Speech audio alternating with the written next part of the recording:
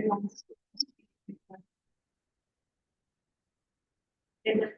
friends.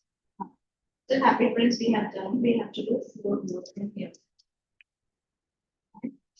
From here, we had taken a B9.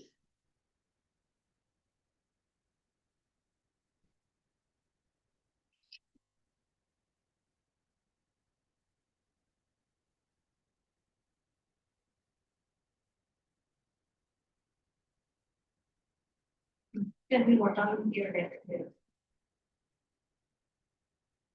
The little girl we have done it, please. Snake and the mirror is also done, please. Beautiful, right? We have done my child in the last class and each further on. Okay, so today let's take a Kathmandu and if I go or really beautiful mind study really beautiful. Then let's take a really beautiful mind and Kathmandu. Okay, it's good. And we were writing the question answers of each further top and giving some questions actually as well. They are that, but they will carry on with it. Okay, let us take a quick look first and give critical questions. So we are left with proper bonus. The rain on the roof is not done, right?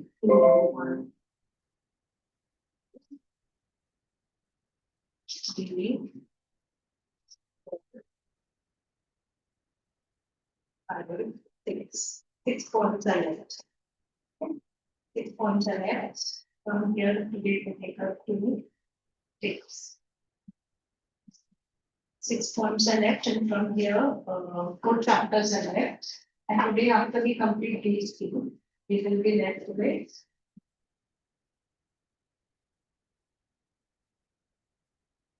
only one, right? One story. Then we will be left with 1 story from here and 2 stories from here. 5 stories and 6. So we have to find this out done. So, how did it take different looking the other one? The snake and the mirror will read snake and the mirror because in their paper snake and the mirror was Right, right. So if you do find the answer. This is easy, right?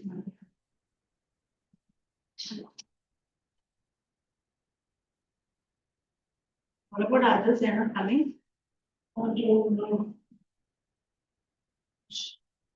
Just wait for 5 more minutes. We'll check. Yes.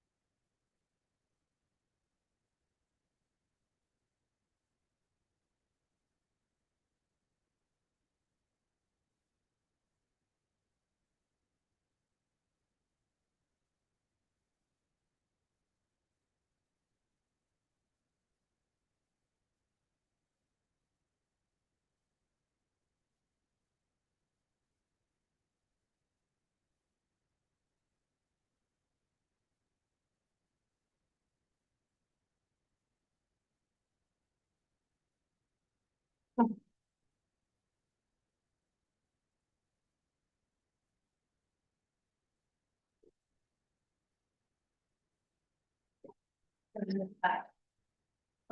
have you done the homework?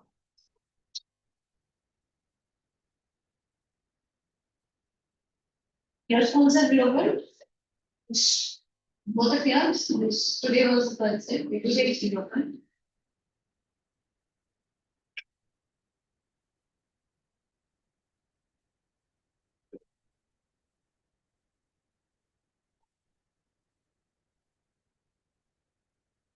You have to take out where is it?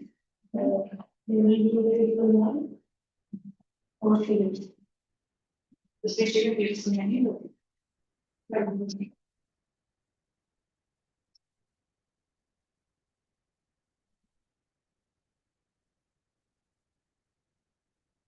Then, looking at the question answers, so shall we go through the question answer, then we will answer. You know that story, reach for the ground. Yes, we will talk, yes, it's not, just by way of. Okay, so then take out the question answers. Okay, let's first complete that, then we will move on to the equal to minus. It's very easy, it will not take much time. It's very objective, factual description. So let's see. Take out the volume. This you keep aside for the time being, perfect, it will take only 15 minutes to complete that.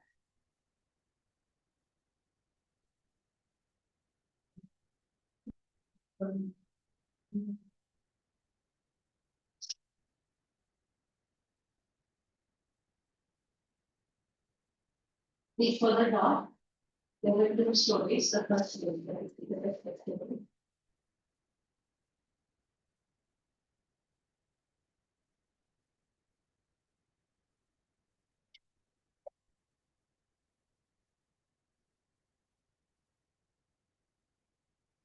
We were doing this in the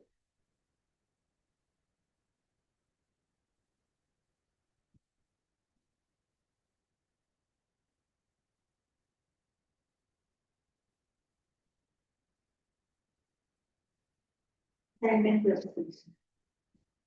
Did we do the short questions? Yes. Outside on five done.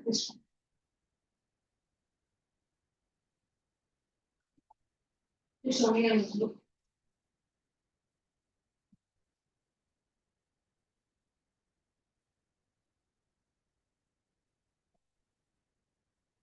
Five questions and records relevant. Here is one F double R.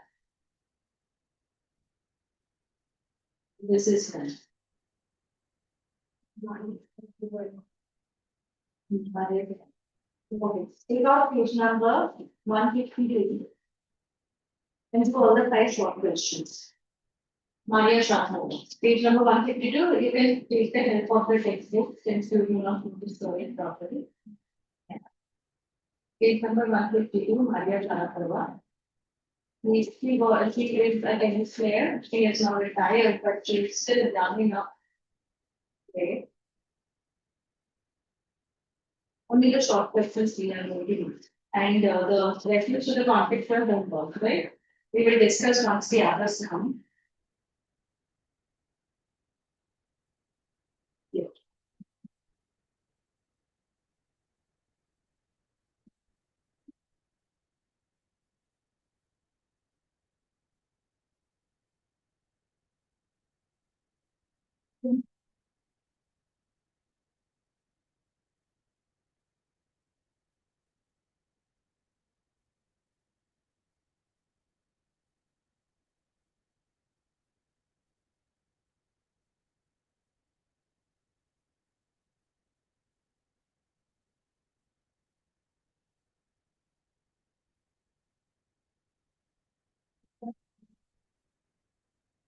We have page number 152, we will take up the short questions.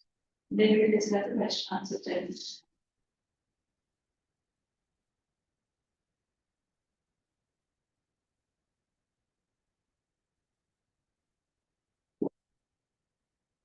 What is the first question? The science, and science.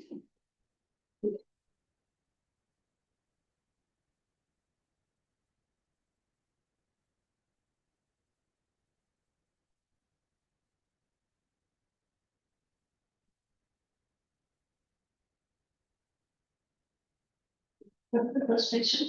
Maria was contradictory characteristics. What are they? Maria possesses a contradictory characteristics. What are they? Yeah, contradictory, opposite type of characteristics. Okay, so what are those?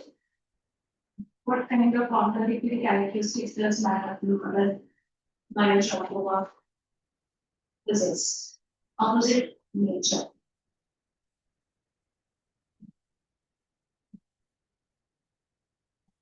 Then we look at the textbook and then. Only Maria Sharapova's part. Maria Sharapova becomes the second part, I think. Which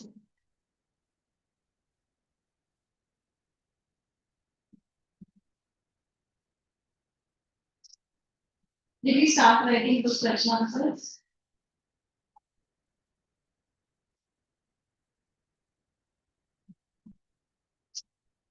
We don't take no book.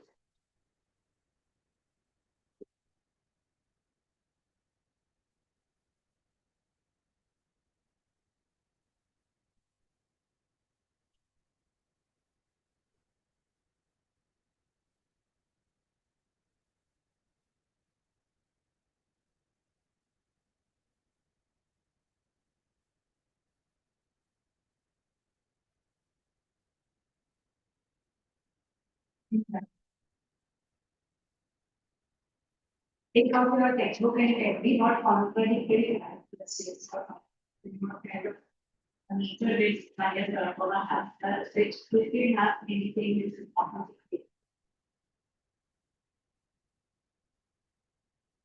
You are not carrying the textbook.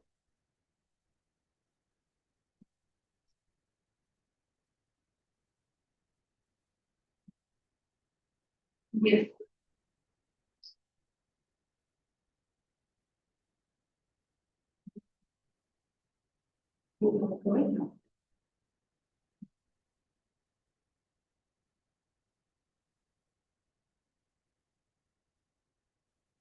This design.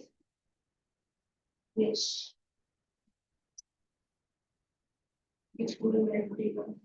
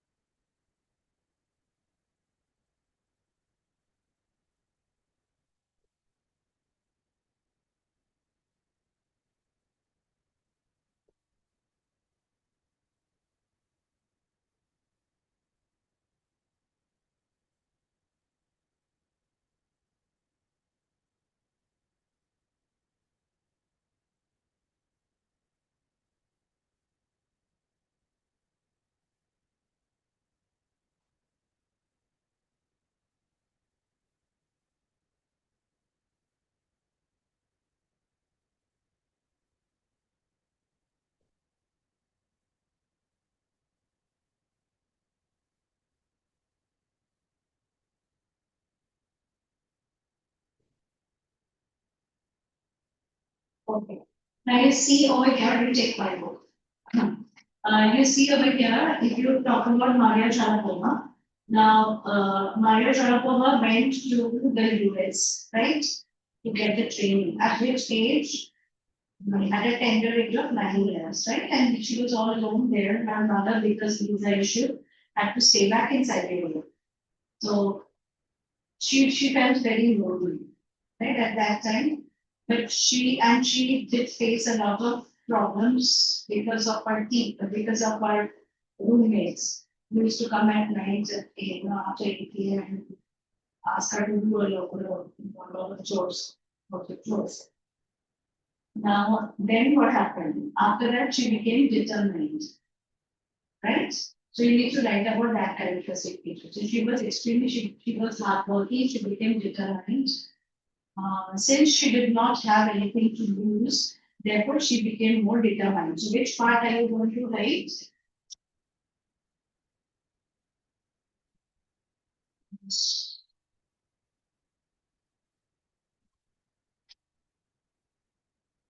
Oh, yeah. So,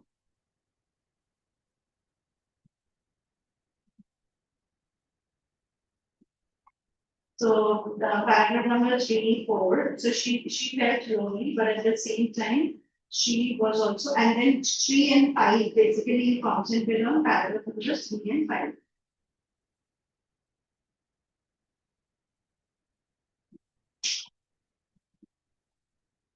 Okay, so you need to write that she became mentally tough. She became determined. You see paragraph number 5. She became determined, mentally tough. Then she had nothing to lose, so it made her more hungry and determined. She patiently bore the humiliation and insults to pursue her dreams. This part you have to write. Okay, so only those parts you write. We don't need to write the whole of paragraph number 5. You need to write only those points. I mean, you will write in paragraph form, but only those key words. So what are those? What characteristic feature did she have? How was she as a girl? Correct. Determined. Correct. So she felt hungrier because she had nothing to lose and more determined. And before that, right, that she had gone at the age of 9 years and she felt lonely because she did not have her mother around with her. So that shows the soft part of her, right? Contradictory you have to write. That means opposite nature. The softer, the weak part of her, you have to write. Have you understood the answer? What is the question? Have you understood the question? What is the question? Yes,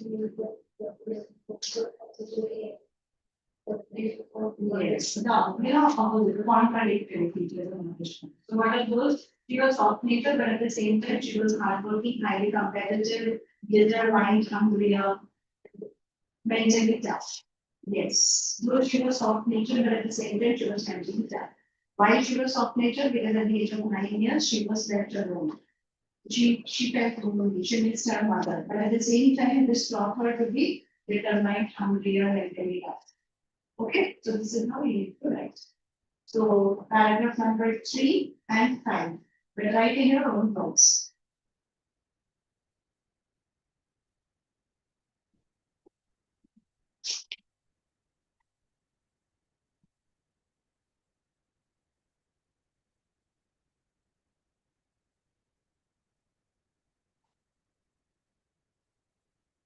So she was lonely.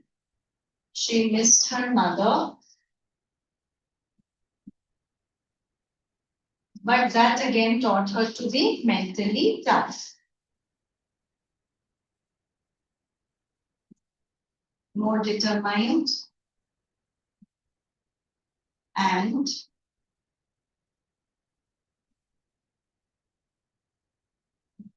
competitive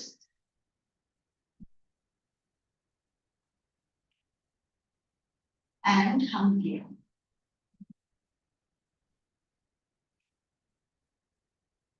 Okay, so these qualities we have to write.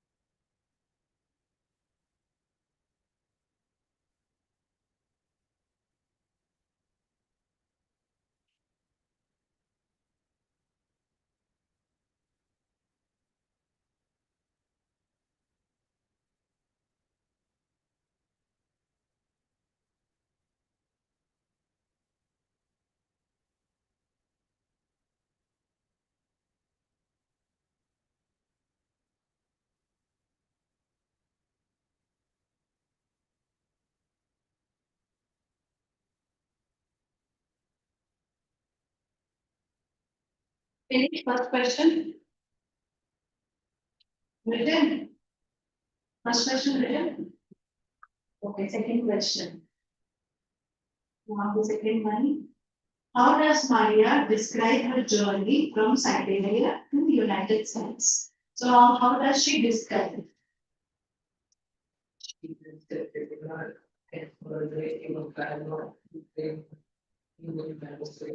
Yes. So all that you have to right? So she was celebrate her 10th birthday because she had to back off the train to the United States. You don't have to write this guy. That trip to Florida with her father launched. So, but she had to be separated from her mother for 2 years. Because her mother provided her the England into the Srila district. So the 9-year-old girl had already learned, and that is also right. She felt lonely because her father had to work a lot to keep her tennis training going. And the other tennis people would come at 11 p.m. They used to wake her up and order her to study a good experience. Okay?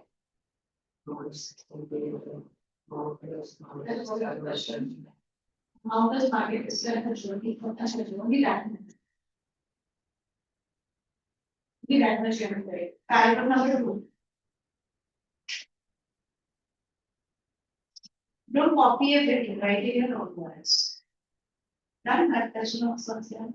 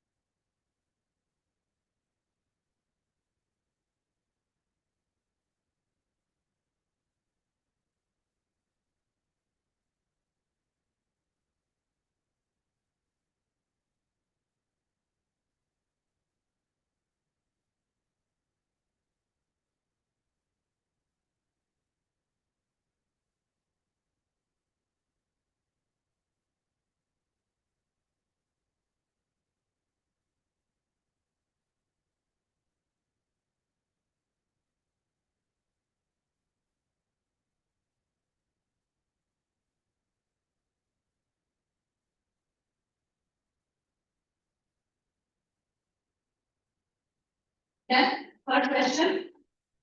Second one. What? Now let us take the third question. What is the third question? What is something disarming about Maya Sharapova? What do you mean by disarming? What is the meaning for disarming? Disarming means when she is without any weapon. That means she doesn't have much to defend herself. Okay, so what would be the answer to this question? So what is something disarming about Maya Sharapova? So what is disarming about her? That she is not able to protect us. What is disarming about her?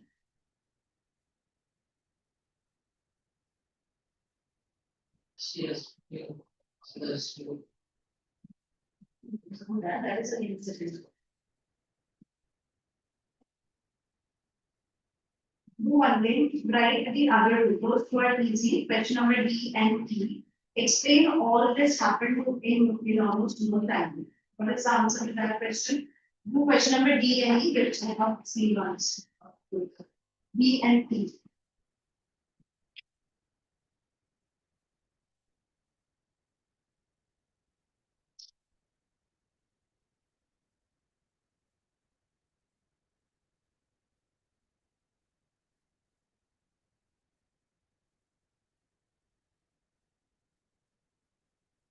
There is a line.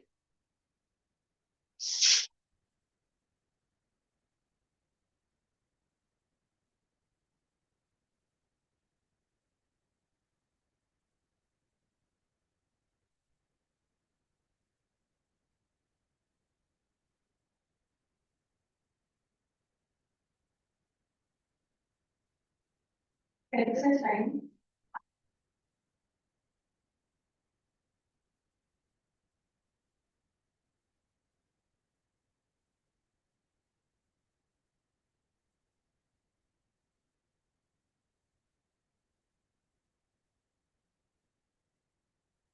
You find out.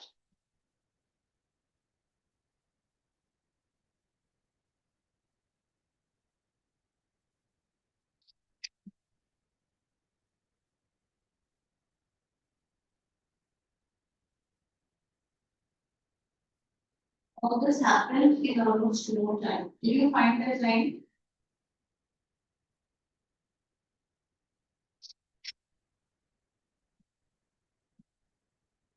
The very first page. All this happened in almost no time. So what is the explain policy is? So, see, disarming answer is also clear. There is something disarming about Maya Sharapova, something at once. With her very smile and glamorous attire. And that's something in her riches. That's something in her riches around one day. The world is not of revolution. Women's gets all this happened in almost no time. Okay, so what does it mean? All this happened in almost no time means what all happened in no time? You can most completely just in few weeks. No, I mean, she received success very early at her age, so she struggled a lot. Have you understood, Saransh? What is the question? Tell me the question. Question number D. So what does it mean? Means that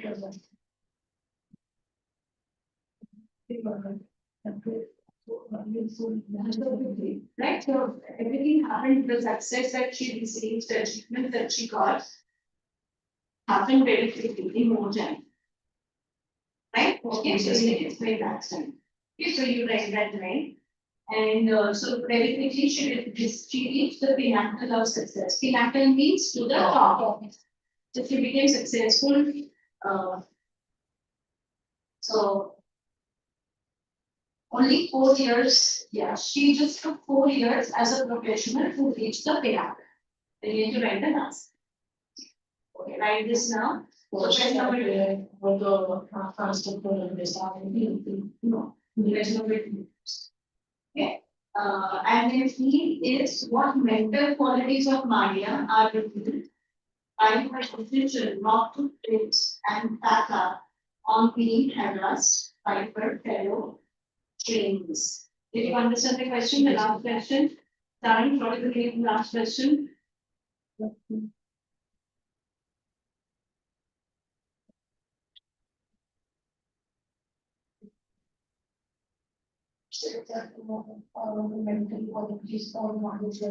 what will be your answer, please?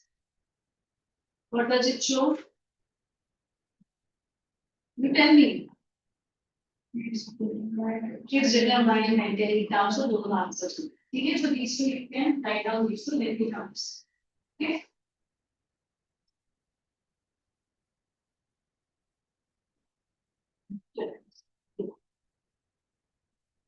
Quickly, yeah, in 5 minutes, finish those two.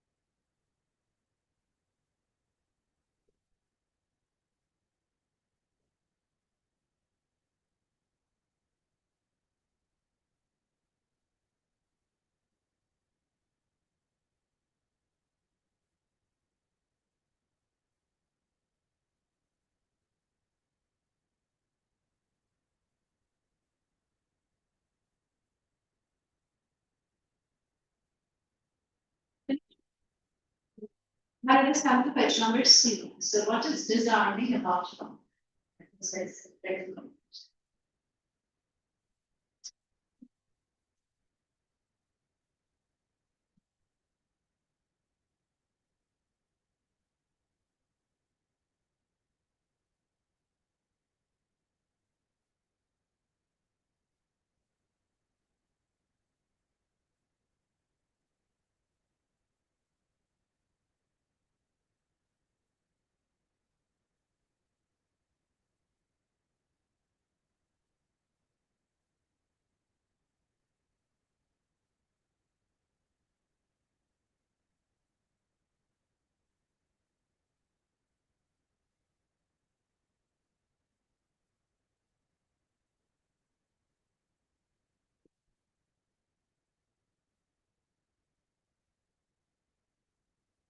yeah.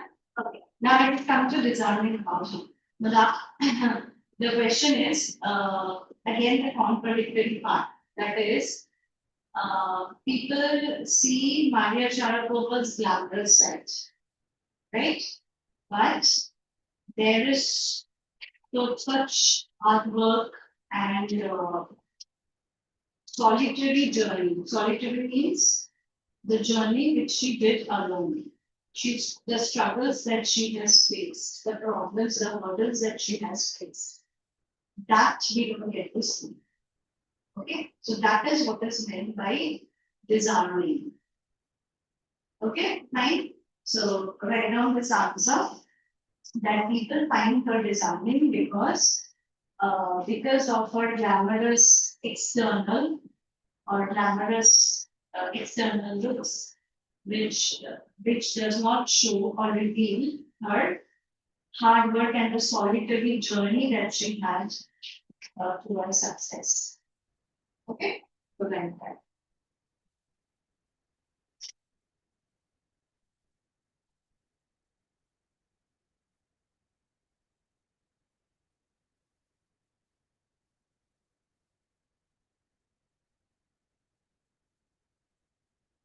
Okay, the glamorous look,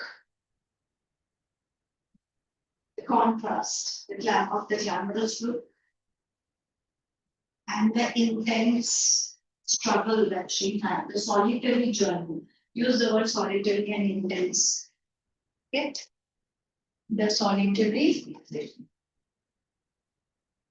and intense journey.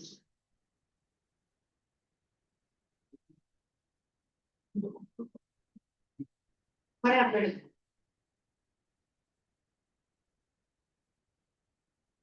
What about the other two?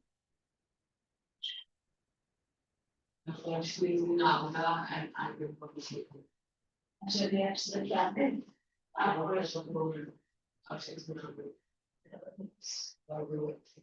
for these traditions are there. So we are irrigation.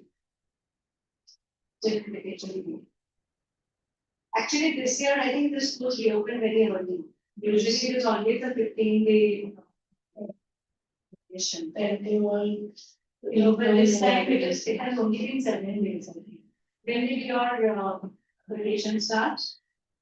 So it's been only 1 week. 18.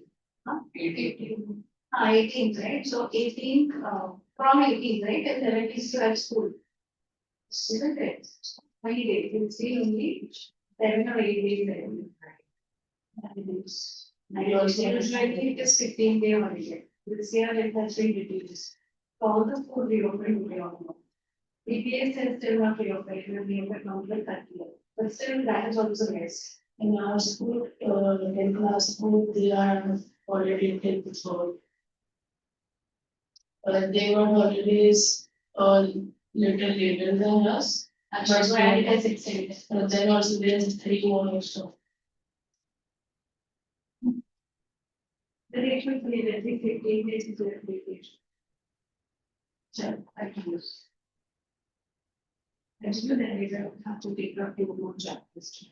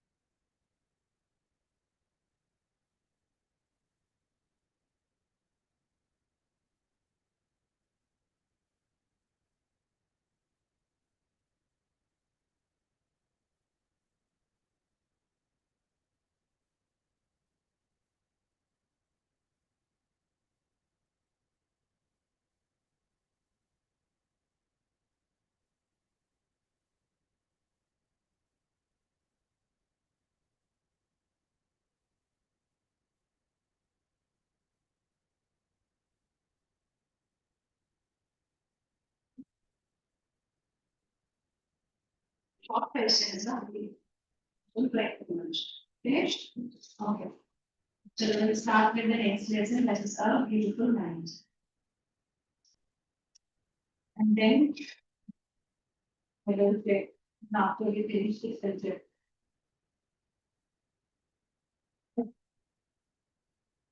Okay, can you share the books again and have? Share the books again. What is the page number? What is it?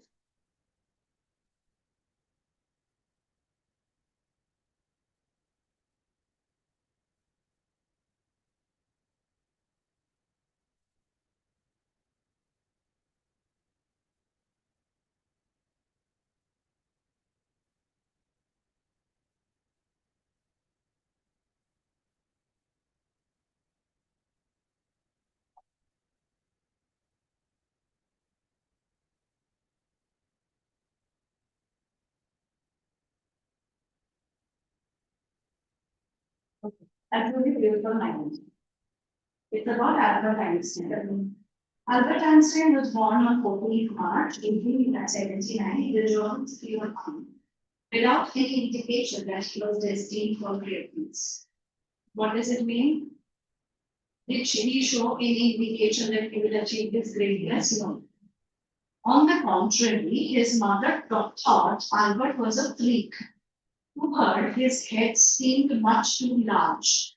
Okay, so on the contrary, they actually had absolutely no belief that he will achieve this greatness. On the contrary, his mother thought that he is a freak. What does it mean? A special child. A special child, because his head was a little too large. At the age of 2.5, Einstein still wasn't talking. When he finally did learn to speak, he uttered everything twice. Einstein did not know what to do with the other children, and his parents called him Brother Boy. So the youngster played by himself much of the time. So he had to play all by himself alone. So he was quite alone. He would not be able to socialize with the other children. Because he was very different from the person. So he was too brilliant for the others to understand, right? Okay. He especially, this Nigeria, he especially loved mechanical toys. Looking at his newborn sister Martha, he had said, fine, but where are her wheels? Just imagine, okay. A headmaster once told his father that what Einstein chose as a profession would not matter because he will never make a success at anything. Einstein began learning to play the violin at the age of 6 because his mother brought it him to. He later became a gifted amateur violinist, maintaining his skill throughout his life. But Albert Einstein was not a bad pupil.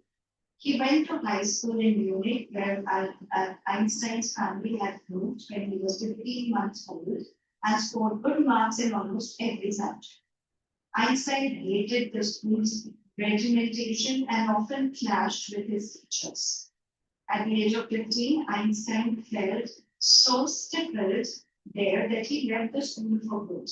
So, what is the meaning of regimentation and stifled? Means are given order or discipline taken to extreme level, stifled, unable to breathe, suffocating. The previous year, Albert's parents had moved to Milan and left their son with relatives. After prolonged discussion, Einstein got his wish to continue his education in German-speaking Switzerland, in a city which is more liberal than Munich. Einstein was highly gifted in mathematics and interested in physics, and after finishing school, he decided to study at a university in Zurich. But science was not the only thing that appealed to the dashing young man with the walrus mustache.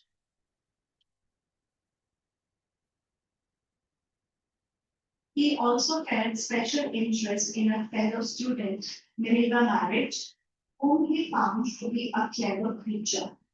This young soul had come to Switzerland because the university in Zurich was one of the few in Europe where women could get degrees. Einstein saw in her an ally against the Philistines, those people in his family, and as the university with whom he was constantly at odds. The couple fell in love. Letters survive in which they put their affection into words, mixing science with tenderness. Wrote Einstein, how happy and proud I shall be when we both have brought our work on relativity to a victorious conclusion. You see, here love letters were also revolved around science. Okay, now tell me, where is Zurich?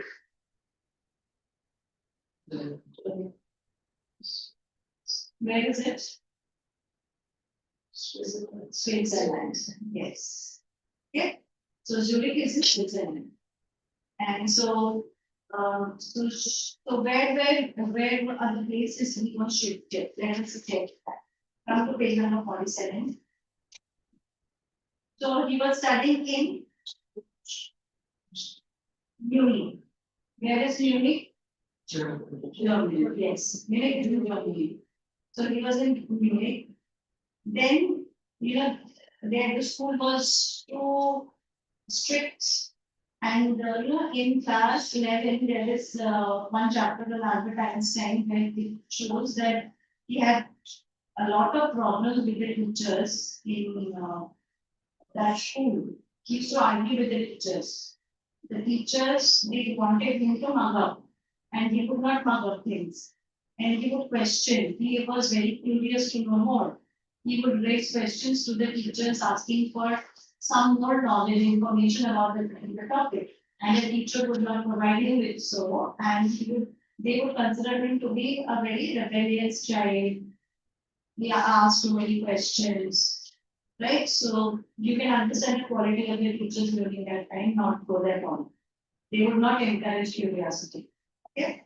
So because of that, we had to leave the school, and so then they had to go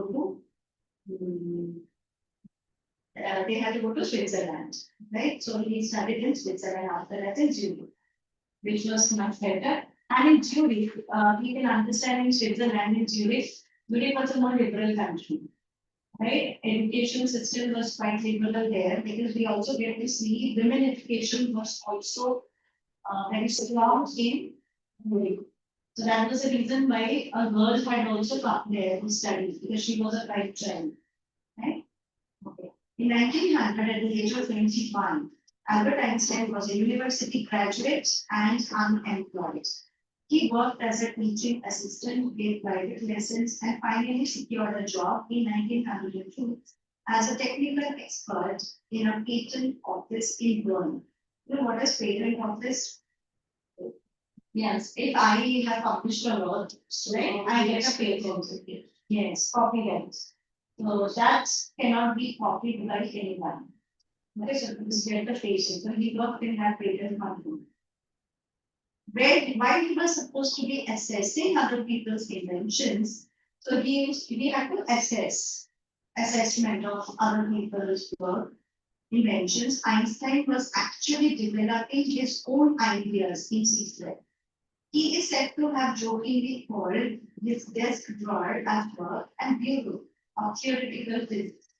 So what does it mean? Or formulas or yes, All the formulas.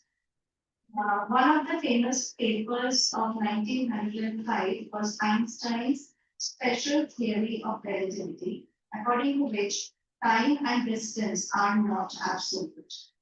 Indeed, two perfectly accurate clocks will not continue to show the same time if they come together again after the journey, if one of them has been moving very fast relative to the other.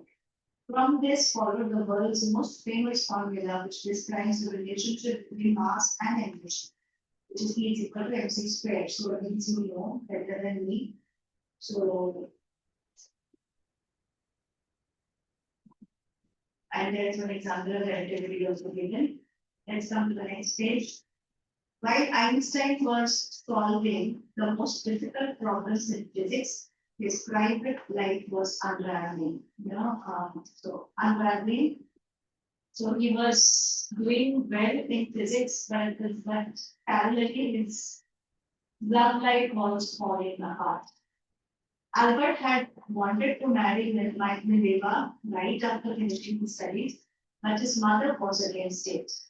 She thought Mileva was 3 years older than her son, was too old for him. She was also bothered about Mileva's intelligence. She's a book like you, his mother said. Einstein put the wedding off. The pair finally married in January 1903 and had 2 sons. But a few years later, the marriage faltered. Mileva, meanwhile, was losing her intellectual ambition and becoming an unhappy housewife.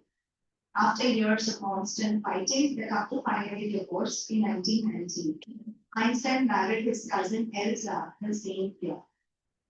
Einstein, Einstein's new personal chapter coincided with his rise to the world fame. In 1915, he had published his general theory of relativity, which provided a new interpretation of gravity.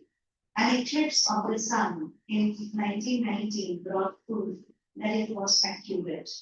Einstein had correctly calculated in advance the extent to which the light from the fixed stars would be deflected through the sun's gravitational field. The newspapers proclaimed his work as a scientific revolution. Einstein received the Nobel Prize for Physics in 1921. He was showered with honors and invitations from all over the world and lauded by the press. So, what does this speak about the eclipse of the sun, the solar eclipse in 1919? Then we have to explain me, you know, better. He measured the distance between the and the stars reflected. The light. So when the light will be reflected, so he calculated the exact distance. Now it is very easy to do, but he was the first one to show. Okay. When the Nazis came to power in Germany in 1933, Einstein emigrated to the United States. 5 years later, the discovery of nuclear fission in Berlin. I think you must be knowing what is fission and fusion, right? You have it in physics, I think. Fission, nuclear fission in Berlin had American physicists in an uproar. Many of them had fled from fascism, just as Einstein had, and now they were afraid the Nazis could build and use an atomic bomb. Just like Einstein was a German. Einstein was a German. Now, the Nazi army led by Hitler even. Yeah. So the moment the Nazi army came to power, Einstein left his country and settled in the USA. Similarly, there were many who left, and that is known as fascism. This Nazi army led Germany. So it is known as fascism. So they were all against fascism, and therefore they fled from fascism, and they were very, very, they were very scared that Germany will be making atomic bombs. And actually, Einstein was approached by Hitler to make this atomic bombs, and even during that time, American President Roosevelt, he also called Einstein to make bombs because Einstein was a nuclear scientist. Therefore, they all approached Einstein to make so, but Einstein was totally against war, and therefore he did not want to make. Okay. So now, and you see here, even if you are a scientist, there are problems because of politics. Okay, now paragraph number 15. At the Einstein wrote a letter to the American president, Franklin Roosevelt. What happened? You're so late, but for the class, we didn't know. Okay.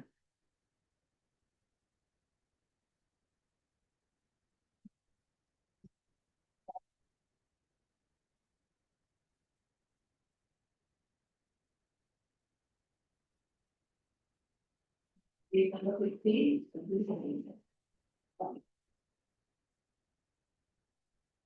So, at the urging of a colleague, Einstein wrote a letter to the American President Roosevelt on 2nd August 1929, in which he wrote, a single bomb of this kind exploded in a float might very well destroy the whole fort together with some of the surrounding territory. His words did not fail to have an effect. The Americans developed the atomic bomb in a secret project of their own and dropped it on the Japanese cities of Hiroshima and Nagasaki in August 19. So we know that, and Einstein felt extremely bad, after that. He was totally against war. So he wanted to escape from fascism, but you must be knowing that Germany and the USA, they were in two different sides actually. Germany and Japan were on the same side in the Second World War. America, England, they were put together. Okay, so Germany, so in order to escape fascism, they went to the USA, but there also he faced the same problem. And so he did not want to be a part of this project, and therefore he wrote a letter. But what did they do? They secretly did that project, and finally, Left the bomb. yeah. And Einstein was involved in that project, but secretly they had done it without making him know that they are deciding to form yes, Japan.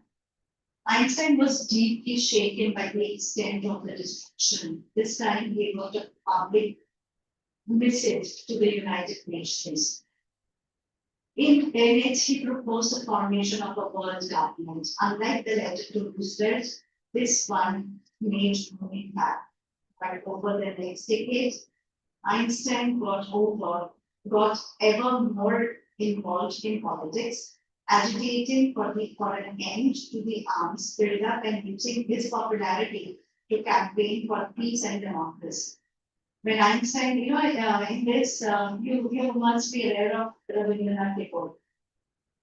Tagore had met Einstein because they both were fighting for peace. Tagore had also written a lot of poems against war, and he had also been campaigning against war. So they both had met on this mission, and they were working towards it. So Einstein used his popularity in order to campaign for peace and solidarity. And he was the one who actually gave the proposal of United Nations, the world government. So if you have a government for the world which will take care of peace in this world, which can stop the world wars that are happening, and that is how the United Nations were formed. Okay. When Einstein died in 1955 at the age of 76, he was liberated as a visionary and a world citizen as much as a scientific genius. So a visionary, someone can single people. So now take out your notes.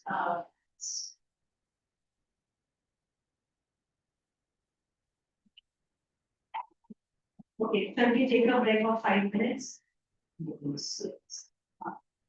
take a break of 5 minutes. It's at 6:35, we will start. Okay, by that time, maybe the notebooks will check. In 5 minutes, start writing your responses.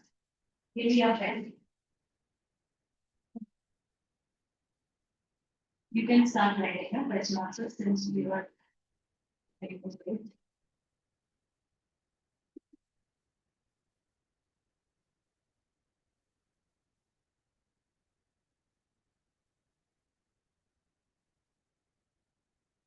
Give me the questions.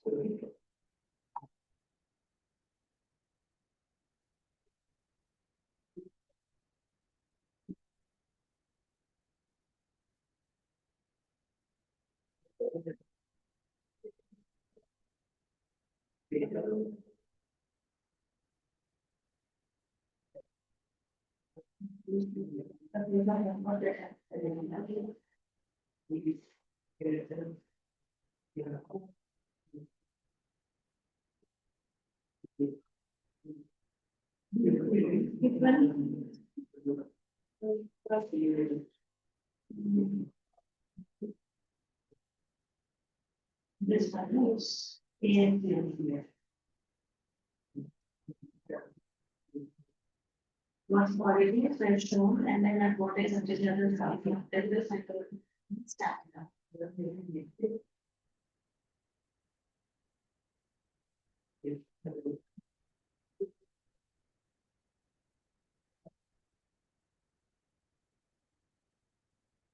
There is a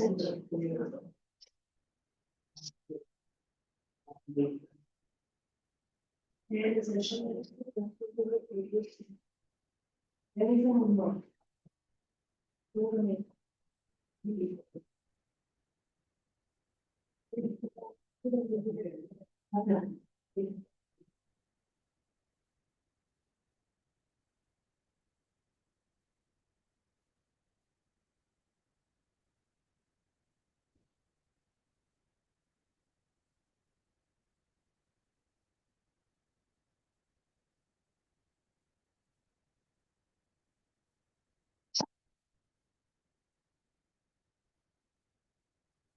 What is the other, find the word from the extract which means stamina, what have you written?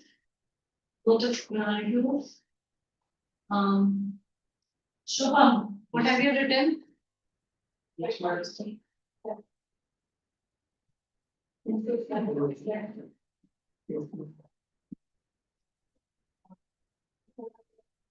Endurance. Endurance, right.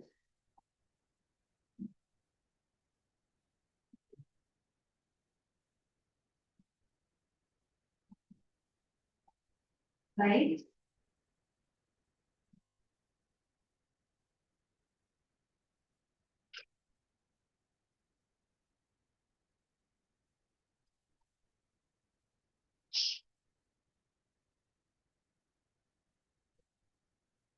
So why have you not done the third one? It's very easy.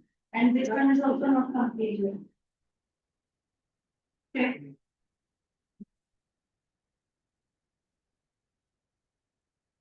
Which one are you studying? That. Advertising. Yeah.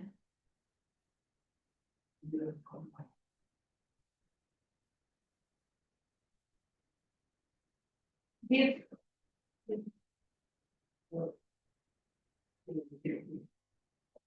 Homework.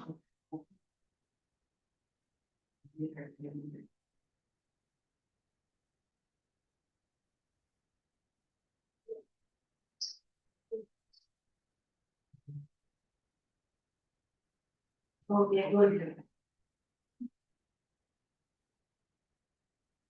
Give me a pen, give me a pen.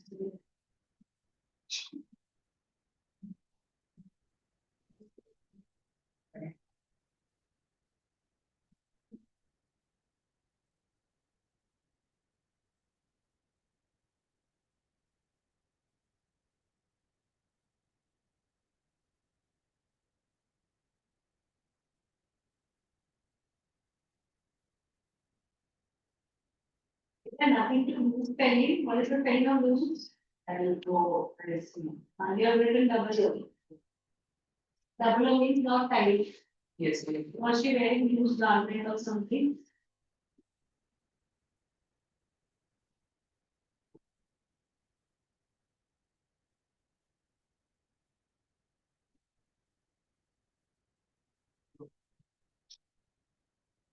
Okay, good. Okay. Do not start with because, huh? Do not start with because. Do not start an answer with because. Okay, so write before it. Okay, otherwise it's good. Next. Give. Correct.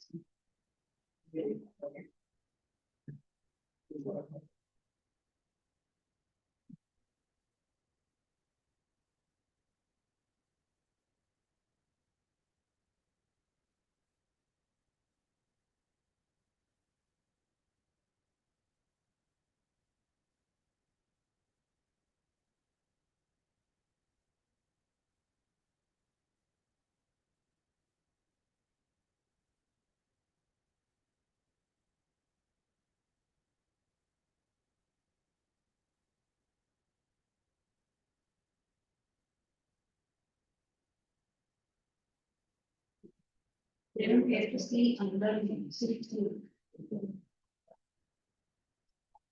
Where is the extract this question of the next one? That also I had asked you to do over here. Yes.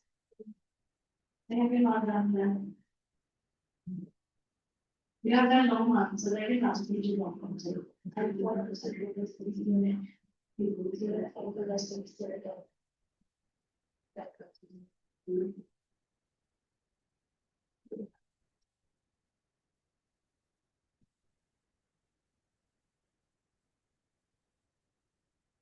Was the whole.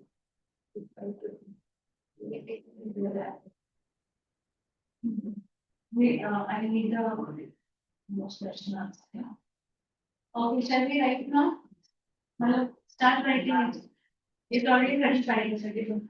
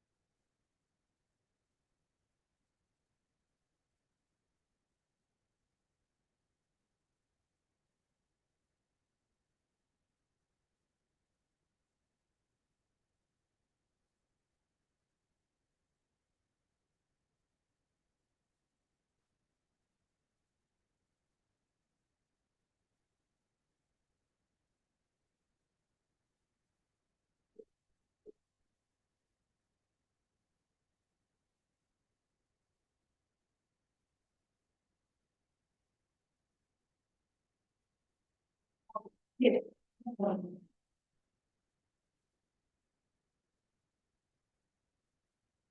So which page number?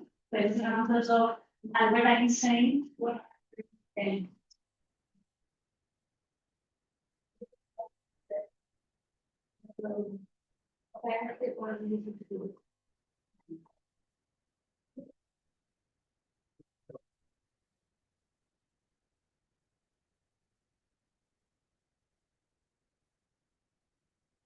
okay.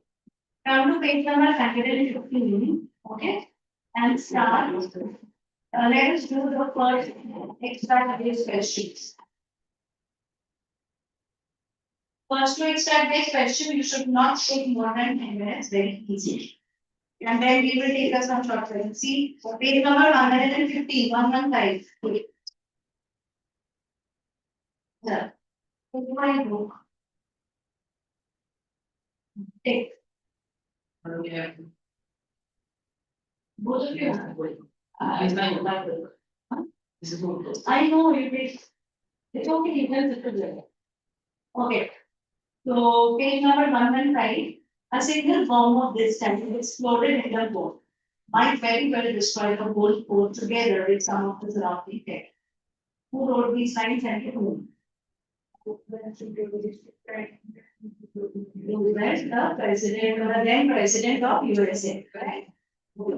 How was the writer shaken by the result of this letter? What happened after that Hiroshima and Nagasaki happened? So what happened to her? How did he feel? Different than the water. No, there is one word given. Taken again. What? Deeply shaken. He was deeply shaken. Okay, that is what he happened like. Okay. Then give the meaning of the word territory. What is the meaning of the word territory? Surrounding territory. Area. The area, yes. We can the surrounding area. Territory domain may refer to the surrounding area. Okay, let us come to the next one. What did Einstein write in his letter to the United Nations? Check from the book and write down. Okay, what did he write in his letter to the United Nations? Question. Right. And what did Einstein fight for when he got involved in politics? Democracy. Democracy and peace. Good. Find the word from this flag that means official letter. Yeah, public research. That is official letter. So quickly, in 5 minutes, you have to complete this. Whose book is this? Whose book is this? Yours? Mine. 5 minutes. Quick, then we have to take up the short questions and another chapter.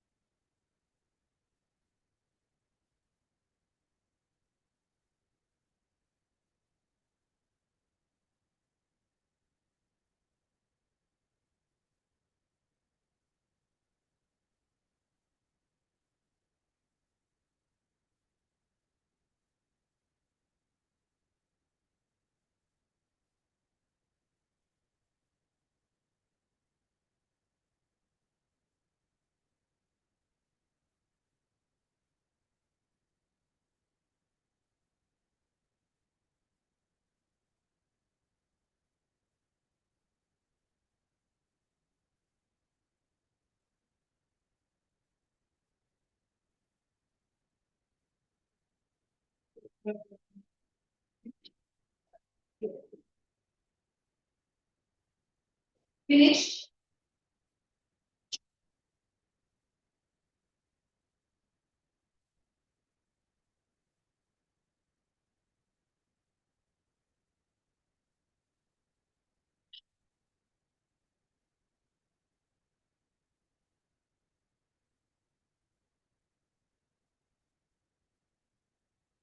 The second question.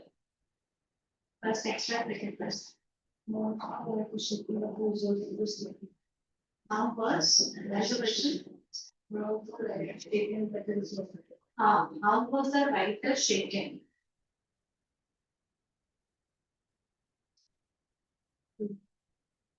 See, you have written that incident. Now, how that incident has shaken you? Write the result of this letter. Okay. You have written about the result. Okay, that is fine. Then after that, add one line. How was the writer shaken? So how did he feel? Yes. Yes. So you should add this line. What I understood. You have written about the event that happened. That is the effect of the letter. But how was he shaken or affected? Finish. You can't take more than 5 minutes, obviously, we have already discussed the answers.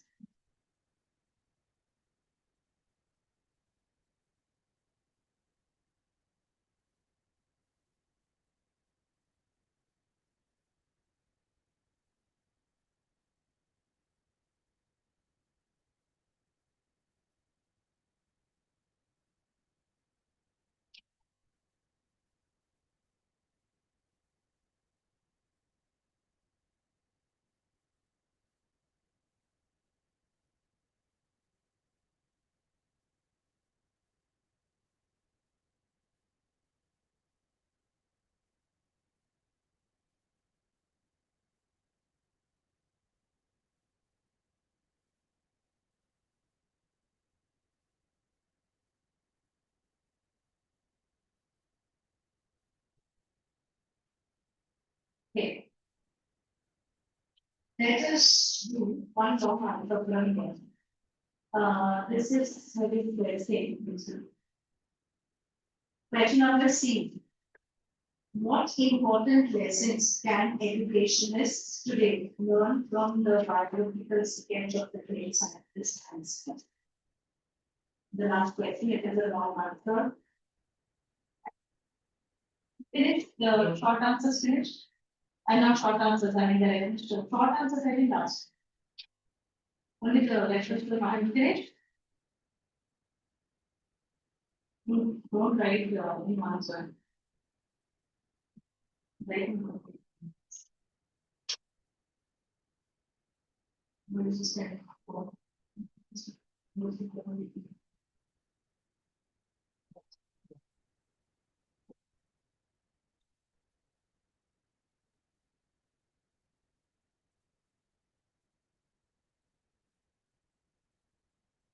This one? This is a. B is under. See your question? To the United Nations, this is the letter to which that. United Nations, Commission on World Affairs. Okay, so this is wrong.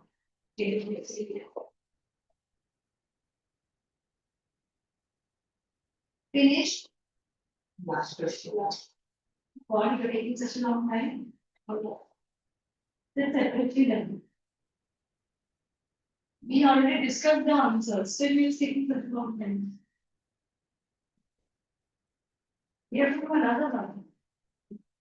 Another story.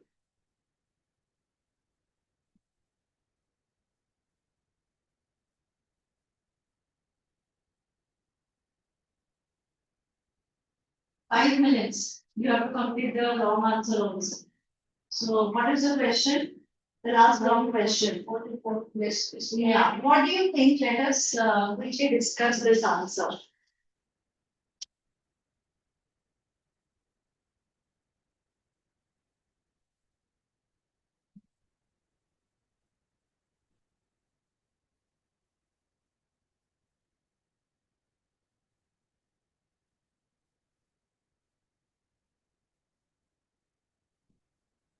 Okay, what do you think the educationists need to learn now? Who are educationists? The teachers, those who are in the education team. Are you all listening? Yes, ma'am. Okay, stop writing now. Let us discuss the last round question. Okay. Now, what do we learn? What do you think the educationists need to learn from the life of Albert Einstein? What comes to your mind? It's a long answer. So you have to write more than half a page. So what do you think? What was the comment which was given by his teacher? Not teacher, I think headmaster, was Yes. it? Yes, headmaster. What was his comment? Could he understand his brilliance or talent? No. That means, as an educationist, he completely failed in identifying his talent. Right? So, as an educationist, what do we learn? There is something known as multiple intelligence.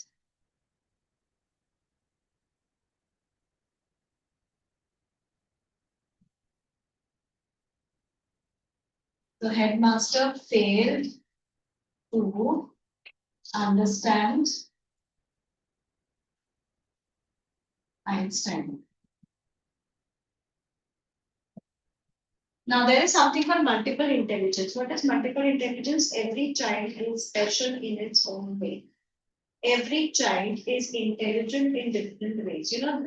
This was laid down later on, much later by Howard Gardner, who said that, there are 9 intelligences. Okay. And every child is intelligent in either of these 9 intelligences. Every child. Okay.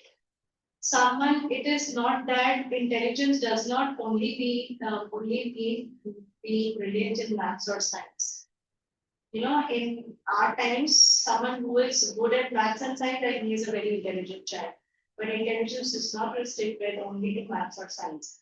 Intelligence can also mean spatial intelligence. There are so many intelligences: interpersonal intelligence, intrapersonal intelligence. There are many students who are extremely good with communicative skills. That is also intelligence. They are extremely good debaters, right? So that is also an intelligence. There are some students who are extremely creative through their different forms of art. That is also intelligence. These creative students, they become directors, musicians, and they excel in their field. They may be earning double or triple than the engineers and the doctors. Okay, so there are various types of intelligences, and they failed to understand the intelligence of Albert Einstein. Okay, what else? Somewhere the curiosity was somewhere some of the curiosity was not given priority. Right? He had intense curiosity, and that was the reason why he used to ask a lot of questions to the teachers, which the teachers did not like. The teachers, as an educationist, the teachers need to cater to those curiosities. The teachers need to do a lot of homework in order to go beyond the text, right? In order to cater to those curiosities, the teachers need to go beyond the text. Right? Do you think we require more practical experiences than theoretical experiences? More practical experiences should be given to the students in order to make their lessons more interesting. Only rote memorization is not the way to education. You need to make your lessons interesting by giving practical knowledge and experience. Science is all about practicality, right? You need to, and he was so interested in science and maths. So they should have given him more and more exposure to practical knowledge instead of the theoretical knowledge, right? So more practical experiences, hands-on experiences, labs. Nowadays we have math lab. In those days there was no lab. So now it all started. So you need to have labs, laboratories in different subjects. You need to have even math lab as well, where you can get this hands-on experience. Okay, right? So this is what the education. So you need to arouse the curiosity. Okay. Number two, go beyond the text, right? Number three, more practical experiences to make the lessons more interesting and cater to multiple intelligences. Okay. Yes. So can you write these 5 points? If you come across more, you can write more. Time is 5 minutes and we have to take up the next chapter.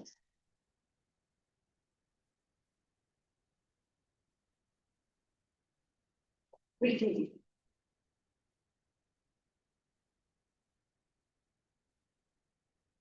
Then I don't have to write short answer. So that is what. This is a very informative thing.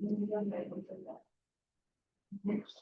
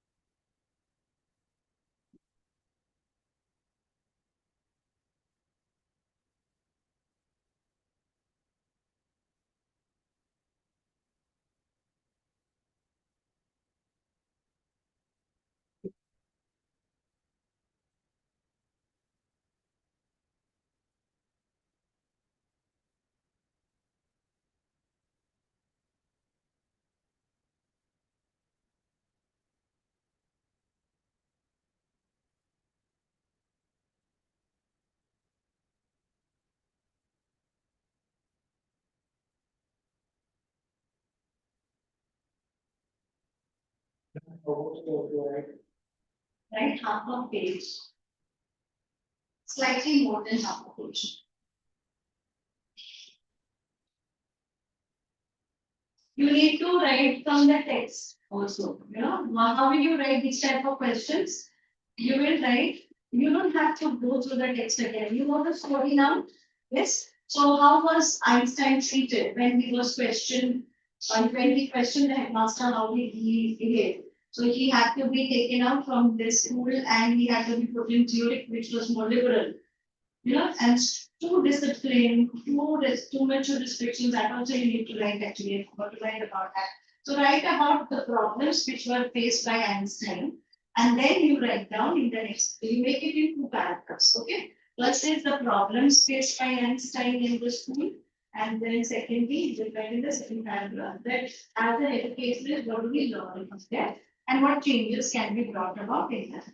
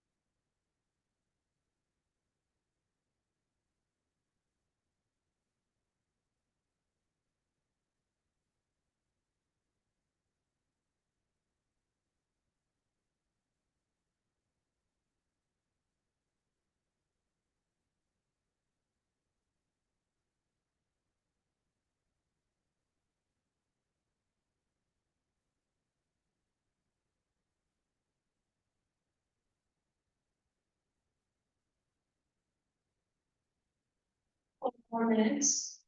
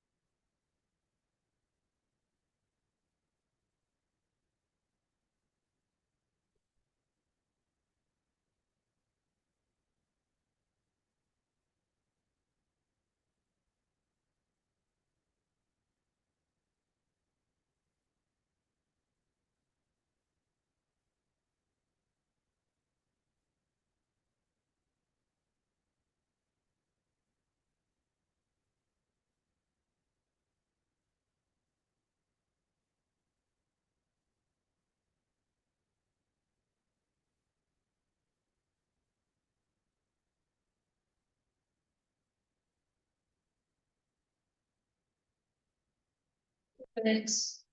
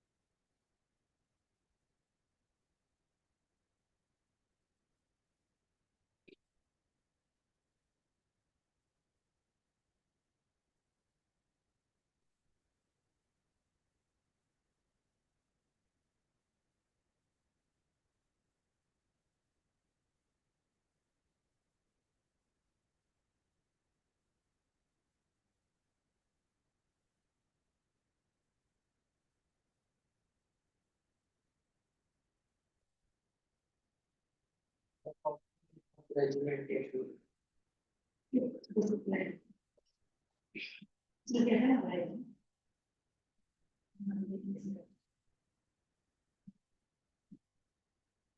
And just confidence, right? So strict. You need to give, freedom. Freedom has to be given. Too much of discipline. If there was too much discipline, that is detrimental to someone's progress, growth. If they are too scared of the teachers, then they will not flourish. They will not be able to come up with their doubts.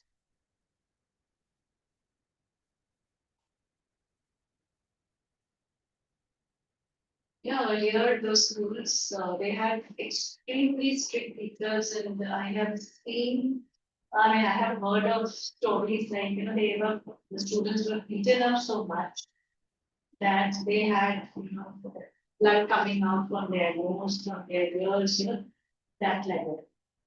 They were caned. It was to that level.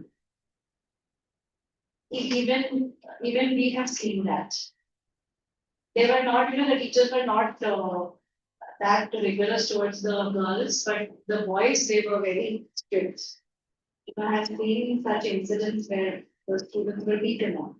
In our times, corporal punishment was allowed. Nowadays, it is not there. But in those days, it was there. And it's very good.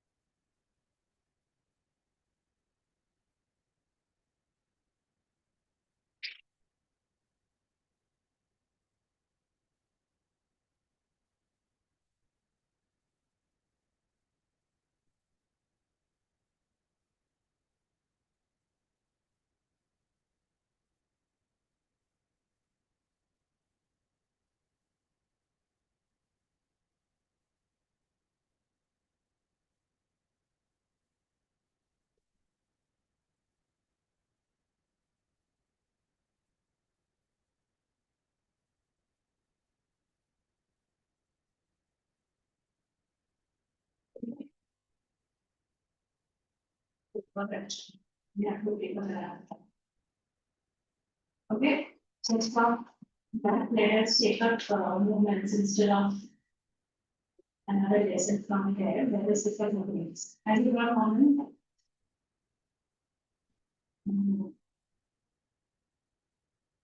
Okay. Chapter 6. Okay, so page number 37. I will take the long number in the next class. Okay.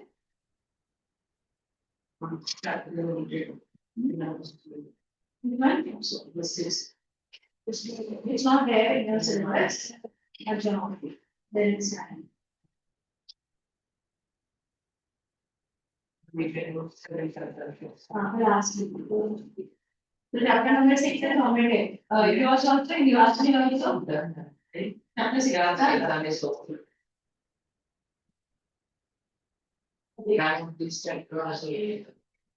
Last week. What is small time? 8 and 9 is 10. We have that first, we will go. Okay, so in here school, both 6 and 7 are done and the exam is also over. So let us take up chapter number 8. We will come to 6 and 7 later.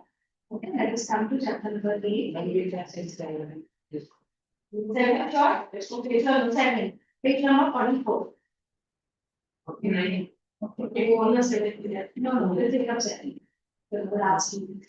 My own Henry. It is one of my favorite stories. So it is autumn. The wind is blowing hard and it is raining heavily. All the leaves on an ivy creeper have fallen away, except one. Why doesn't the last leaf fall? So Stu and John C., two young artists, shared a small flat. The flat was on the third story of a open old house. We check the spelling of story. Storey, right? But that is made level. Third story of an old house. John C. fell very seriously ill in November. She had pneumonia. She would lie in her bed without moving, just gazing out of the window. My friends became very worried. She sent for the doctor. Although he came every day, there was no change in John's condition. One day, the doctor took Sue aside and asked her, "Is anything worrying Johnsy?" "No," replied Sue. "But why do you ask?" The doctor said, "Johnsy, it seems, has made up her mind that she is not going to get well. If she doesn't want to live, medicines will not help her." Sue, now what does it show about medicine? Health. There are two aspects of health, mental and physical health. If you are mentally strong, then you can overcome a lot of physical challenges. If you are physically ill, but at the same time, if you feel mentally also that you will not be able to overcome this sickness, then you will never be, if you don't have that positive attitude or positive mind, then you will not be able to overcome your physical sickness also. There are many cancer patients who have been able to survive because of their mental toughness. Mental health is extremely important. It sends good signals to the body, and that really helps in quick recovery. Okay, so let's see. She tried her best to make Johnsy take an interest in things around her. She talked about clothes and fashions, but Johnsy did not respond. Johnsy continued to lie still on her bed. Sue brought her drawing board into Johnsy's room and started painting to take Johnsy's mind off her illness. She whistled while working. Suddenly, Sue heard Johnson's whisper sound. Johnson whispered something. She quickly rushed to bed and heard Johnson counting backwards. She was looking out of the window and was saying, "Where is she?" After some time, she whispered 11, and then 10, then 9, 8, 7. So anxiously looked out of the window. She saw an old ivy creeper climbing halfway up the brick wall opposite their window. In the struggle, when the creeper was shedding its leaves. "What is it, dear?" Sue asked. "6, whispered Johnson. "They are falling faster now. 3 days ago, there were just 100 leaves. There are only 5 left on. It is autumn, said Sue, and the leaves will fall. When the last leaf falls, I will die, said John C. with finality. I have known this for the last 3 years. Oh, that's nonsense, replied Sue. What have old ivy leaves to do with your getting well? The doctor is confident that she will get better. Johnsy did not say anything. Sue went and brought her a bowl of soup. I don't want any soup, said Johnsy. I'm not hungry. Now there are only 4 leaves left. I want to see the last one fall before it gets down. Then I will sleep forever. Sue sat on Johnsy's bed, kissed her, and said, You're not going to die. I can't draw the curtain for I need the light. I want to finish the painting and get some money for us. Please, my dear friend, she begged Johnsy, promise not to look out of the window while I paint. All right, said Johnsy. So she actually wanted to draw the curtain. Now, what is the significance of drawing curtain? Yes. But what is the significance to this particular story? She won't lie. Yes, she wants light. Drawing the curtain also means end of life. Okay. In theaters, when you go to the stage, you see, you go watch a theater. What happens? Drawing the curtain means the end. Right? So the end of life. So it's a metaphor, a comparison. So life's journey compared to the stage performance. Okay, I mean that is a reason why he says that I cannot draw the curtain now, but I can write to complete the painting. So you have to promise me that you don't look out. So what is the other meaning of it? That she does not want her to die. All right, said Chauncey, finish your painting soon, for I want to see the last leaf fall. I'm tired of waiting. I have to die. So let me go away peacefully, like one of those poor tired leaves. Try to sleep, Sue said Sue. I have to paint an old miner. I will call Berman up to be my model. She rushed down, she probably is painting, the models, a beggar or anybody, they come as model. And so anybody can come in, so you stand and the person draws your portrait. Okay. She rushed down, Graham lived in the on this ground floor. He was 60-year-old painter. His lifelong dream was to paint a masterpiece, but that had remained a dream. Sue poured out her worries to Burma. She told him how Johnsy was convinced that she would die when the last leaf fell. Is she stupid? Asked Burma. How can she be so foolish? She's running a high temperature, complained Sue. She refuses to eat or drink and has worried me a lot. I will come with you to and see Johnsy, Burma said. They tiptoed into the room. What do we know tiptoed? Secretly, this is a sheet of tiptoed. You don't make the noise of the okay?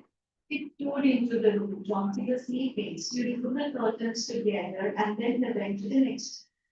She peeked out through the window. There was only one leaf on the paper. It was raining heavily, and an icy cold wind was blowing. It seemed as though the leaf would fall any minute now. Bergman did not say a word. He went back to his room. Johnsy woke up the next morning. In a feeble voice, she asked Sue to draw the curtains. Sue was nervous. She drew back the curtains very reluctantly. Oh, she exclaimed, and she looked at the fine paper. Look, there is still one leaf on the paper. It looks quite green and healthy in spite of the storm and the fierce winds. It didn't fall. I heard the wind last night, said Johnsy. I thought it would have fallen. It will surely fall today, then I will die. You won't die, said Sue energetically. You have to live for your friends. What will happen to me if you die? Johnsy smiled weakly and closed her eyes. After every hour or so, she would look out of the window and find the leaf still there. It seemed to be clinging to the paper. This example of the last week is given metaphorically as a comparison between Chauncey's life and that of the tree, of the leaf. The leaf is floating in spite of the strong wind, it still clung on to the creeper. That means, though Chauncey was so ill, but still she wanted, though she did not have the desire to live, but still, because of the surroundings, the friends made her live. In the evening, there was another storm, but the leaf did not fall. Chauncey lay for a long time looking at the leaf. Then she called out to Sue. I have been a bad girl. You have looked after me so lovingly, and I have not cooperated. I have been depressed and gloomy. The last week has shown me how wicked I have been. I have realized that it is a sin to want to die. Sue hugged Chauncey. Then she gave her lots of hot soup and a milk. Chauncey combed her hair and smiled brightly. In the afternoon, the doctor came. After examining his patient, he told Sue Chauncey, now, has the will to live, I'm confident she will recover soon. Now, I must go downstairs and see her home. He is also suffering from pneumonia, but I'm afraid there is no hope for him. The next morning, Sue came and sat on Chauncey's bed, taking Chauncey's hand in hers. She said, I have something to tell you. Mr. Baram died of pneumonia this morning. He was ill for only 2 days. The first day, the janitor found him on his bed. His clothes and shoes were red, and he was shivering. He had been out in that stormy night. Then they found the ladder and the lantern, still lighted, lying near his bed. There was also some bushes. There were also some brushes and green and yellow paints on the floor near the ladder. Chauncey dear, said Sue, look out of the window. Look at that ivy leaf. Haven't you wondered why it doesn't flutter when the wind blows? That's Bergman's masterpiece. He painted in the light the last leaf there. Okay, so because of Bergman's painting, which looked so real, that she felt that the last leaf did not fall, which means she has the will, she would still be able to live longer. So that will came to her, and it was all because of Bergman. And Bergman died because he was out in the storm, even after having been. Okay, so some lovely people surrounding her, they gave her the hope, the positivity to live longer. Okay, so in the next class, we will take up the questions.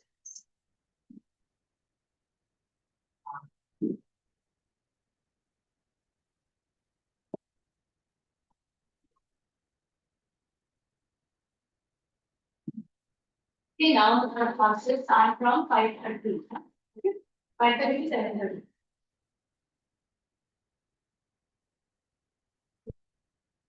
Not 5:30, I think 5:50. Now 5:15 to 7:20 actually.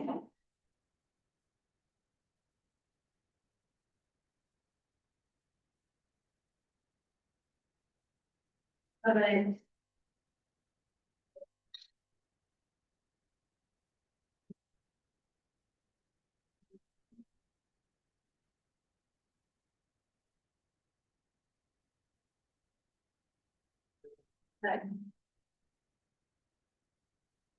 Bye.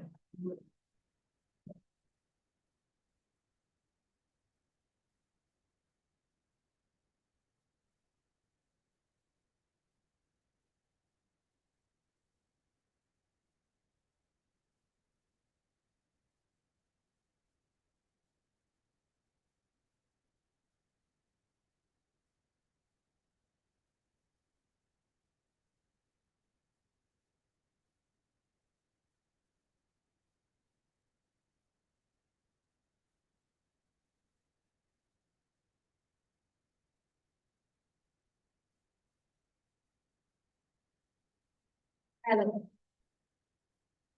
How are you? This is your application. Mentor? Ah, so Kalipuja. You attended that? Then? Oh, okay, okay. My grandmother. So she had a fish there. But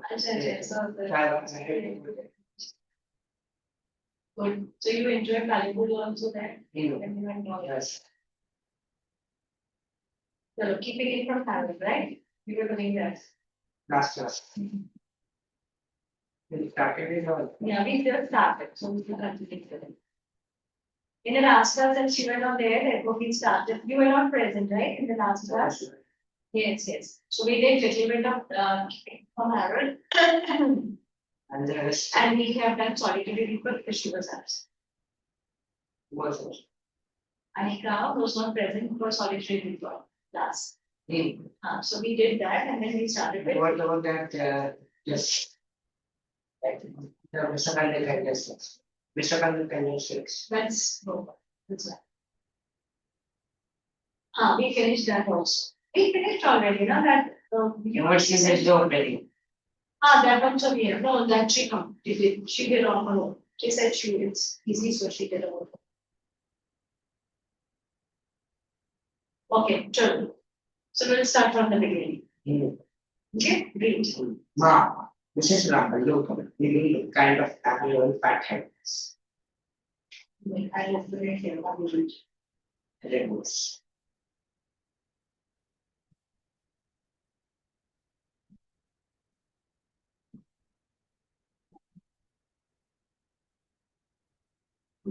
Read.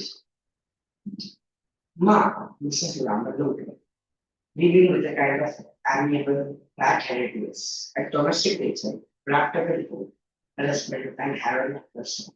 At the present moment, only that there are latter or so. He sat on the other side of the door, his lips really pursed, and his eyes spectacle cloudy behind this. Before him on the red table, an open door, whose powerful brain was clearly visible. Yes, Glenn, will you hear me? Mrs. Brahman told the boy. Yes, mother. Yes, mother will hear your business. A slight frown. Madness, goodness of Harold's A Brahman. slight frown. Say clearly, a slight Slight frown. Frown means anger. Yeah, So that a slight frown marked the smoothness of Harold Bramwell's brow. So Harold Bramwell eyebrows were smooth, but because of his frown, because of his anger, the smooth eyebrows were marred, means it was disturbed. So it was not smooth anymore because of the anger that he showed. the jarred upon him this habit of his mother's, of referring to herself as the third person, as if she were addressed to be. Instead of a young man of the Delaware taking the spelling surprise asked him on his head. Okay, so Harold was a prodigy, child prodigy. So he was extremely good in studies. And unlike his father, who was more with a muscular, right? You know the story? Yeah. Yeah. So his father was what was his Boxer, father's boxer. profession? His father's profession was a boxer. So they felt a little embarrassed to tell his father's profession to Harold, keeping in mind that Harold is so intelligent that he may not like the fact that his father is a boxer. Like nowadays, we may not be able to relate this story now because nowadays the footballers, all the players, and the players they are so worshipped, literally, right? But in those days, that was not the case. Maybe we saw beginning from Harold.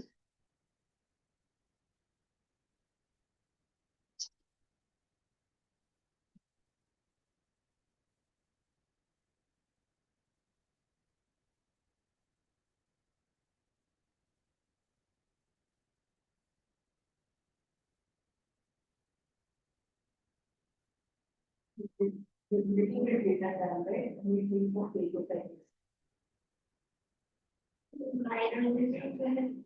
okay. It's okay. We are just started because we was absent.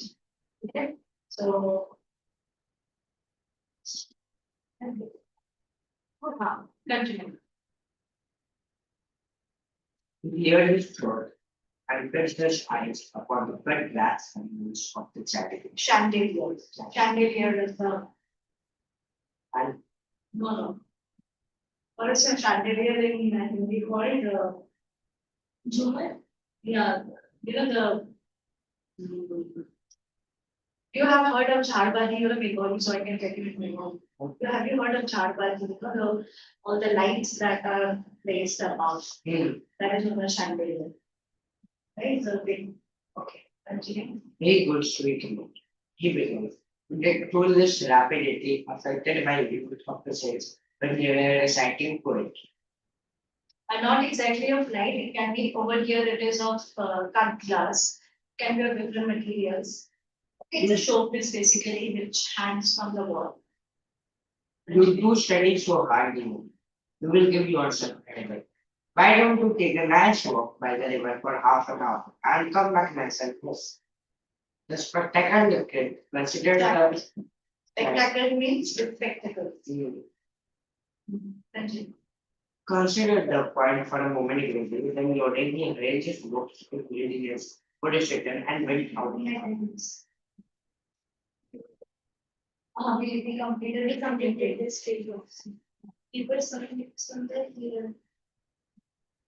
Yeah, yes, correct. Okay, then we are not part. The friend wrote yours with the decorous song. Decorous softness, polite, very politely written. There's a constant source of amusement to Mrs. Lambert as it could have brought such a quality as Harold Williams, Prodigy means who is like exceptionally talented at a very young age.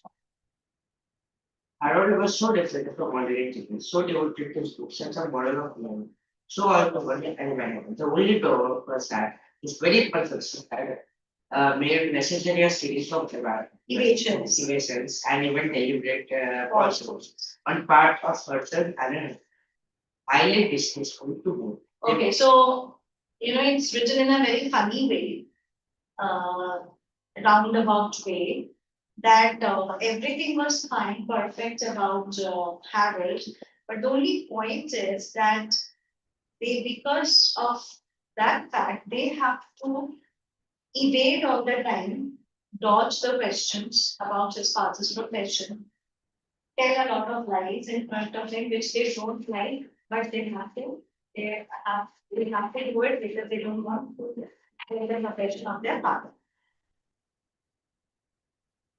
So while he was a baby, it had not mattered so much, but when he began to move about and take notice, Mrs. Bramble said to Mr.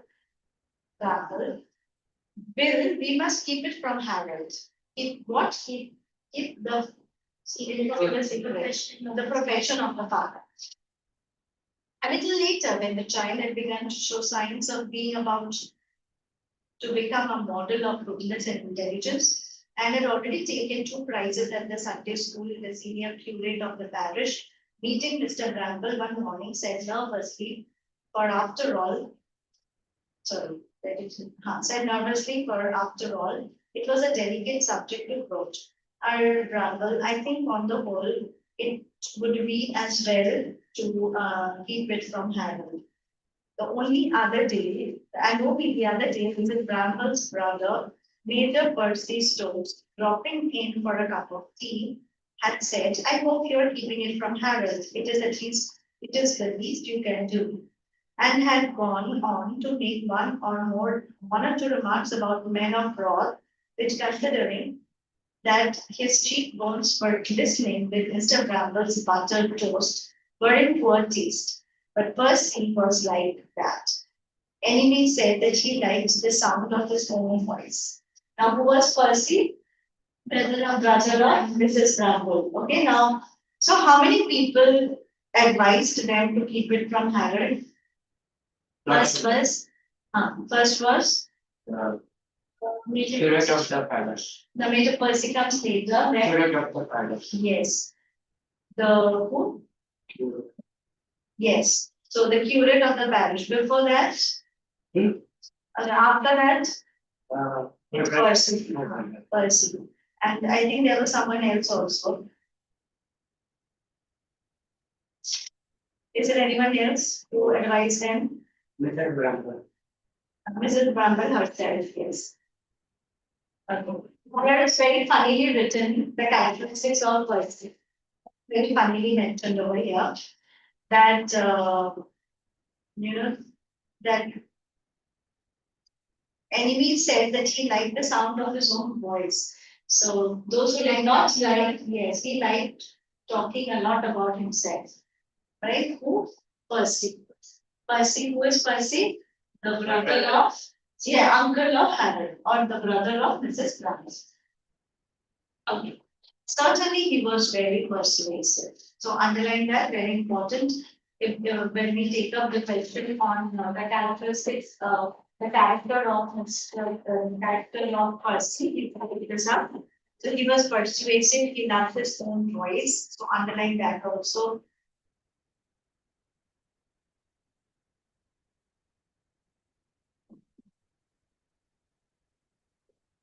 Okay. Mr. Bramble had fallen in with the suggestion without demur. What is the meaning of demur? It means without any reluctance, without any objection. So he listened to, he fell for that means he agreed to the suggestions, advice, whatever was given by Percy, without any objection, because he also knew somewhere that he was a child par excellence, and therefore it is better he doesn't get to know his father's profession and not feel ashamed of his father's profession. Okay. Certainly he was okay. In private life, he was the mildest and most obliging of men, and always yielded to everybody.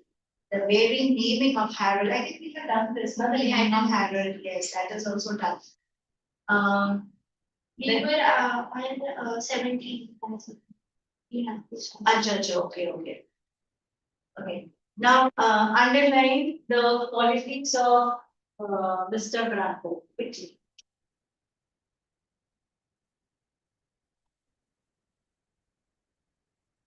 What are the qualities of Mr. Bramble?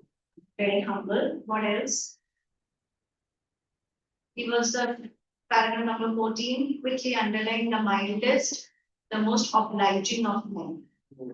And yielded to everybody. Yielded to everybody means surrendered to everybody. Whatever others said, he agreed to that. He followed that. Right? So these are the three qualities spoken about Mr. Bramble. Right? Okay. Examples. What shows that he readily agreed to what others said? What example comes? He agreed Sacrifice with the the name. to Name the child and Harold, right? Okay, so let's see now. When it was certain that he was about to become a father, he had expressed a desire that the child should be named John.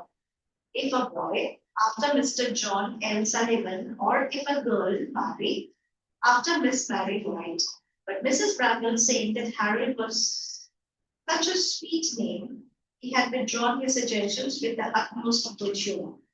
No, yeah, good humor. Gentleman, yes, good humor, utmost good humor. So nobody could help liking this excellent man, which made it all the greater pity that his walk in life was of such a nature that it simply had to be kept from Harold. He was a professional boxer. That was the trouble. Before the coming of Harold, he had been proud of being a professional boxer. Underline this also characteristic before the birth of Harold, after the birth. His ability to paste his fellow men in the eye while apparently meditating an attack on his stomach and vice versa had filled him with that genial glow of self-satisfaction which comes to philanthropists and other benefactors of the species.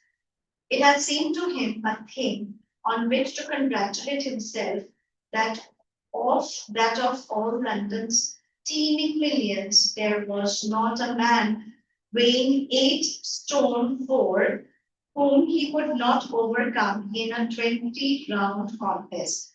He was delighted to be the possessor of a left hook which had won the approval of the newspapers. Now, Left hook. that is what.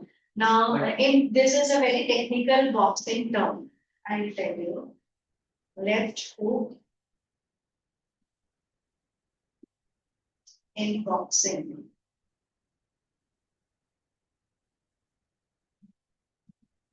See, a left hook is a powerful boxing punch thrown with the lead hand, left hand, for an orthodox fighter in a horizontal arcing motion, aiming for the opponent's head or body. So it's basically a powerful left hand punch.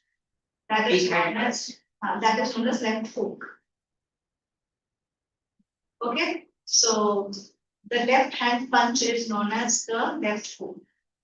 Yes. Okay. See, these are all the technical terms. See here. So this is known as jab. This is right cross. Okay, when you are crossing. Okay, this is left hook. Right, so see the right hand is here and this is here straight. I think it is that's. Oh, sorry, it's not straight, it's like this, yeah, this is smooth. This is right hook, the right hand is like this, okay. This is left uppercut like this, and then right uppercut like this. But right and left are all happening together in this particular picture. So these are all the technicalities of the boxing styles, punches, the different types of punches. The straight one is jab. Yes. And then when you cross it, I mean, when you slant it, yeah, bend it to the other side, it's cross. And this is hook, right?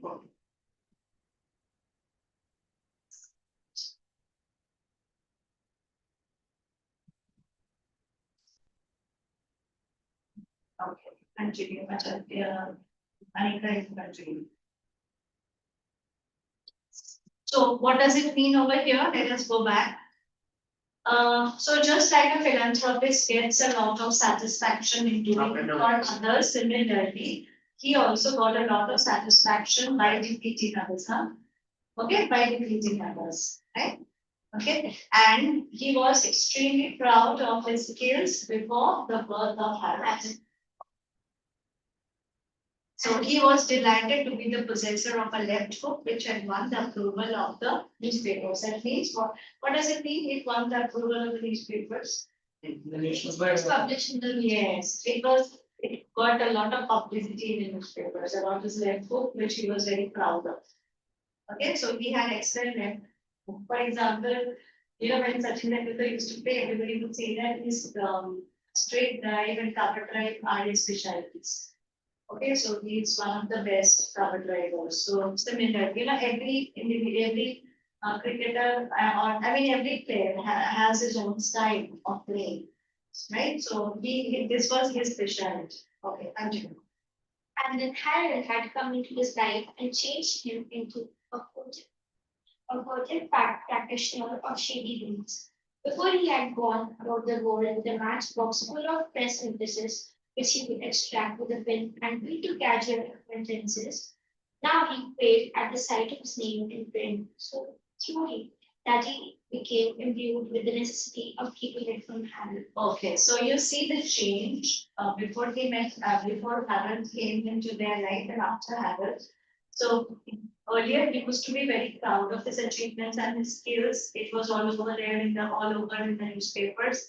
But now, when Harold came into his life, it changed him into a furtive practicer of shady deeds. So a furtive practicer of shady deeds means, so he has become a secretive practitioner, right? That means secretly now he practices his skills, right? Of shady deeds. Now, as if he's doing something illegal, so he is doing it secretly. Okay. So, and now when he sees his name on the newspaper, he quails to see. He's scared, at least his son would get to know of it.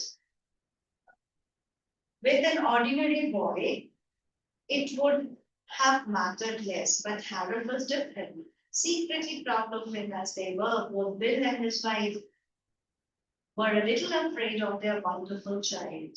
The fact was, as Bill himself put it, Harold was showing a bit too much class for them. So, Harold was too classy for them. he was too good for them, right? Okay. He had formed a corner in brains as far as the Brahmin family was concerned. They had come to regard him as being of a superior order. So they believed that he belonged to a superior class. Yet Harold, defying the laws of heredity, had run to intellect as his father had run to muscle. And this line is very important. His father was a musketeer. Musketeer, he was an intelligent brain, right? Dirty. Right. Okay. He had learned to read and write with amazing quickness. He sang in the choir. And now at the age of 10, a pupil at a local private school where they wore water boards and generally comported themselves like young dons, he had already won a prize for spelling and dictation. You simply couldn't take a boy like that aside and tell him that the father whom he believed to be a commercial traveler was affectionately known to a large section of the inhabitants of London as young Porky. There were no two ways about it. You have to keep it from him. Okay, so they considered him to be a superior brand, superior quality than them. And because of that, they told that his father was a commercial traveler. Right? So, what is the meaning of commercial traveler? The firms have, so, yeah, they have to visit different shops for the promotion of their brand. But don't you think that is, being a famous boxer is way better than become, being a commercial traveler? Isn't it so? Yes. And he even knew that He even knew, and he was, we get to know that later. You have read this already? Yeah. Okay, let's see. Now Anita, you continue. You read this page 23, 24, 25, 26, 27. Then again, yet Harold defined the laws of heredity, had run to sorry, this law. so Harold grew in stature and intelligence. 23. So Harold grew in stature and intelligence with suspicion, Without a suspicion. without the suspicion of the real identity of the square-jawed man with the irregularly shaped nose, who came and went mysteriously in a semi-detached red brick room. He was a self-centered child and, except in the commercial travel fiction, dismissed the subject from his mind and busied himself with things of old moment and time slipped by. Okay. Now underline the characteristics of the boy, the prodigy. He was a prodigy. Other than that, what else is written over here? We have to write characteristics or the character sketch of all the three. And he was, and what about Self-centered child. yes, Like he was given a lot of importance by his parents. yes. Self-centered child, he was he was busy with himself, right? In his studies, in his music, so he was so busy with himself. And so he never thought about the subject of his father's profession. Okay. Now, what about the physical appearance of his father? He was a square-jawed man, He was a square-jawed man. irregularly shaped. Why is he irregularly shaped? Or he was the bunch. Have you seen Virendra? What is the name of the Indian boxer? Someone I saw playing. Passed away. He did. I don't know. I don't remember the name. You know, right? The ad man of India passed away. The ad man, the advertisement, ad man of India. Oh. You must read all the articles written about him in the Times of India or any newspaper. For the last 2 days, a lot is written about him. You must know about him. He is Piyush Pandey. Okay, he is called the ad man of India. He received Padma Shri Award also because he changed the perspective of advertisements in the Indian advertisements. before he came, Indian advertisement were more into celebrities and stars, but he did not believe in taking stars in advertisements. So he changed the perspective completely, and his his Whom did he take? advertisements became so famous. Huh? Whom did he take? No, he did. He took common people and also Common people. yeah, he took To common save people. money. Not to save money. He did not believe in stardom. He believed that if you are creative enough, if you are able to be creatively present your, and create something, create about the product, it will definitely Because the common people which are showed they can relate relate with the people people. who are seeing that. Yes. So he did not believe in stardom. He never brought in his hand any celebrity. Celebrities are there in the ads. Yeah, there are, oh, of course, there are celebrities, but his ads, whatever advertisement I'll show you before for the day. I'll show you some of his ads. You must read his articles. Okay, so articles written on him. Now, for the last 2-3 days in the newspapers, you ask your father, ask your parents to give you those articles. Piyush Pandey. Write the name and read about him. It's very, very important. Okay, because he changed the concept of Can you read and he the also started in Hindi language, as in Hindi language. Before that it was English. Can you bring a celebrity to an ad? So that if you bring MS Dhoni, people will think MS Dhoni is there and they will fancy that. And they will Correct. So, the teenagers are more influenced by them, but not everyone. not only this, adults also. Adults also. Some extent, but not everyone. But he did not believe in stardom. So he made excellent ads, especially very quick, very, very creative rewards, very quick ads. Yeah. Then Cadbury ads are all made by him. Okay, let's see. Yeah, continue. Mrs. Bramble, so 24. Mrs. Brand left alone, resuming work on the spot which she was running. For the first time since Carol had reached years of intelligence, she was easy with her in her mind for the future. A week from tonight would see the end of all her anxieties. On that day, Bill would fight his last fight, the 20-round contest with that American hockey at the National Sporting Club, for which he was now training at White Hart down the road. He had promised that it would be the last. He was getting on. He was 31 and he said himself that he would have to be chucking the game before it chucked him. His idea was to retire from active work and try for a job as an instructor at one of these big schools or colleges. He had a splendid record of respectability and sobriety and all the other qualities which headmasters demanded in those who taught their young gentlemen works, and several of his friends who had obtained similar posts described the job in question as extreme. So that it seemed to Mrs. Bramble that all might in question as extremely small. All might now be considered well. She smiled happily to herself as she turned the song. Okay, now underline from professional boxer. As a professional boxer, he would be going for his last fight. It was 20 rounds. There are different rounds in boxing. So 20 round, like in cricket, we have 50 over match, 20 over match, test matches of 5 days. So like in Boxing badminton also. and another sports are like sets. Yes. So in one set, you could be over set, but Right. So here also we see that here in boxing also there are different types of boxing of different rounds. Similarly in wrestling also we have the different weightlifting also there are different rounds, right? So depending on the kgs that they pick up. So there are different categories. So similarly in boxing also there are categories. In 20 rounds I think is the hardest one.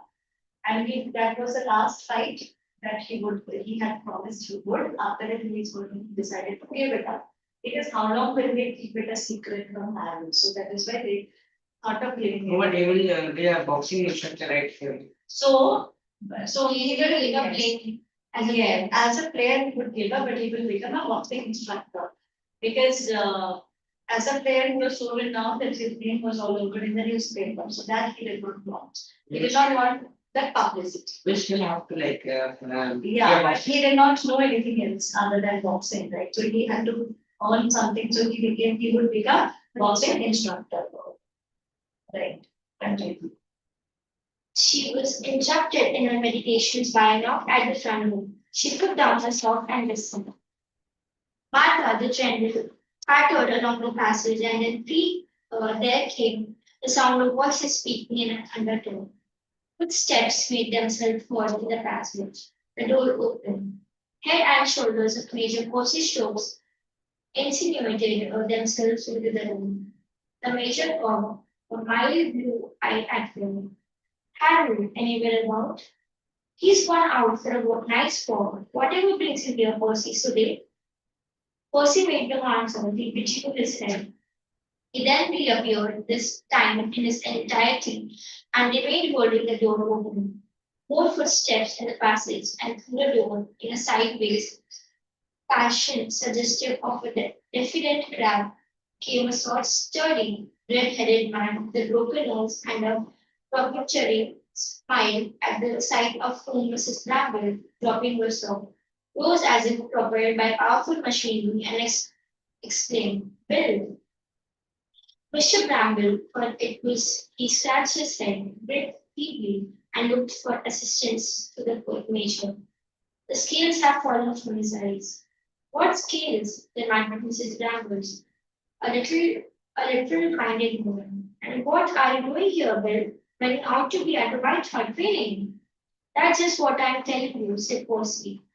I have been wrestling with Bill, and I have been vouchsafed the victory. You, said Mrs. Bramble with uncomplimentary astonishment, letting her gaze wander over her brother's weedy form.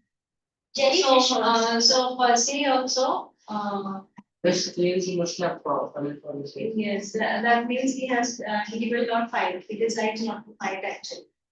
Now, so that is why he says perpetrated is the winner. Actually, it means like, you need to read Bible to know that, like, in Bible it was said there was a guy named Saul. So he used to hate a Christian and he used to kill Christian. So one day when he was going with his team to kill Christian people, suddenly he lost his eyesight. And he told like, leave me in a like kind of hotel. So he stayed there, and when he was sleeping, he dreamed of Jesus himself. And he told him that you have to go to that leader whom you are going to kill and tell him to forgive you. So he went there and he apologized. And they said, why do you hate us? But we do not hate you. And he got his eyesight back, which means the scales have fallen from his eyes, means he got his eyesight again. But in this context, it means that he got the knowledge that it will look always illusion. Yes, correct. Okay, continue. Very good. You, said Mrs. Bramble. Sorry. Jerry Fisher's a hard nut, said Mrs. Bramble apologetically. You don't like people coming around talking to a man who's training unless he introduces them or they are newspaper gems. After that, I kept away, but I wrote a letter and sent the paper tracks. Well, which of the tracks was it that snatched you from Primrose Park? It wasn't so much the letter, of course. It was that he wrote about Harold to see Jane. Perhaps you kindly allow me to get a word in educates you to, said Mrs. Bramble, a tempo for once becoming breathless. Please stop talking for half an instant, Bosley, if you know how. While Bill tells me that he's doing here when he ought to be at the White Hart with Mr. Fisher doing his bit of training. Mr. Bramble met an eye and blinked angrily. Percy's just me telling you, Jane, he wrote. I haven't made head or tail of a single word that Percy said, and I don't expect to. All I want is a plain answer to a plain question. What are you doing here, Bill, instead of being at the White Hart? I have come home, Jane. Glory, exclaimed the Major. Percy, if you don't keep quiet, I'll forget I'm your sister and let you have it. What do you mean? When you're coming home? Isn't there going to be a fight next week after all? Fight's over, said the unsuppressed Major joyfully, and Will's bond will be seconding him. Percy, Mr. Bramble pulled himself together in a visible effort. I'm not going to fight Jane, he said in a small voice. You're not going to? He see the error of his ways, cried Percy, the resilient. That's what he's gone and done at the 11th hour. Oh, I waited for this joyful moment. I watched for it. We're not going to fight. Mr. Bramble, avoiding his wife's eye, shook his head. And how about the money? What money? Said Major scornfully. You ought to know, snapped Mrs. Bramble, turning on him. You have borrowed enough of it from me in your time. The Major waved a hand in bounded silence. He considered the remark in poor taste. Mr.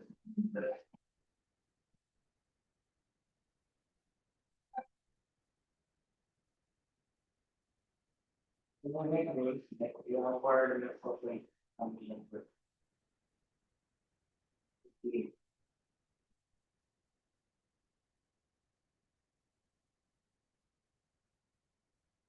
His brother had borrowed from her money. So that's what she's saying, you have borrowed enough money from him. The Major waved a hand in Then he was supposed to get money after the fight. Yeah, he was supposed to get money from him, from the fight, but since now he has decided not to go for the fight, therefore he did not get the money. Now, when the major is Percy asked for money. Then she says that you have, you don't talk to me, you don't talk about money, you have taken much from me. So now we need money, so we know what to do for this, to handle the situation. He considered the remark in poor taste.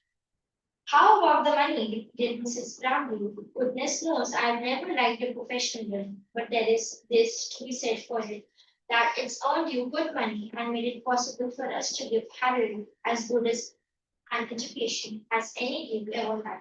I'm sure. And you yourself said that the 500 pounds you were going to buy 500 pounds. if you beat this Murphy, and even if the last shift would be 120, was going to be a blessing. Because, because it would let us finish him off proper and give him a better start in life than or me ever had. And now you let this person come over you with this foolish talk, and now I don't have what will happen. I don't know what will happen. Okay, stop that, we think he was such.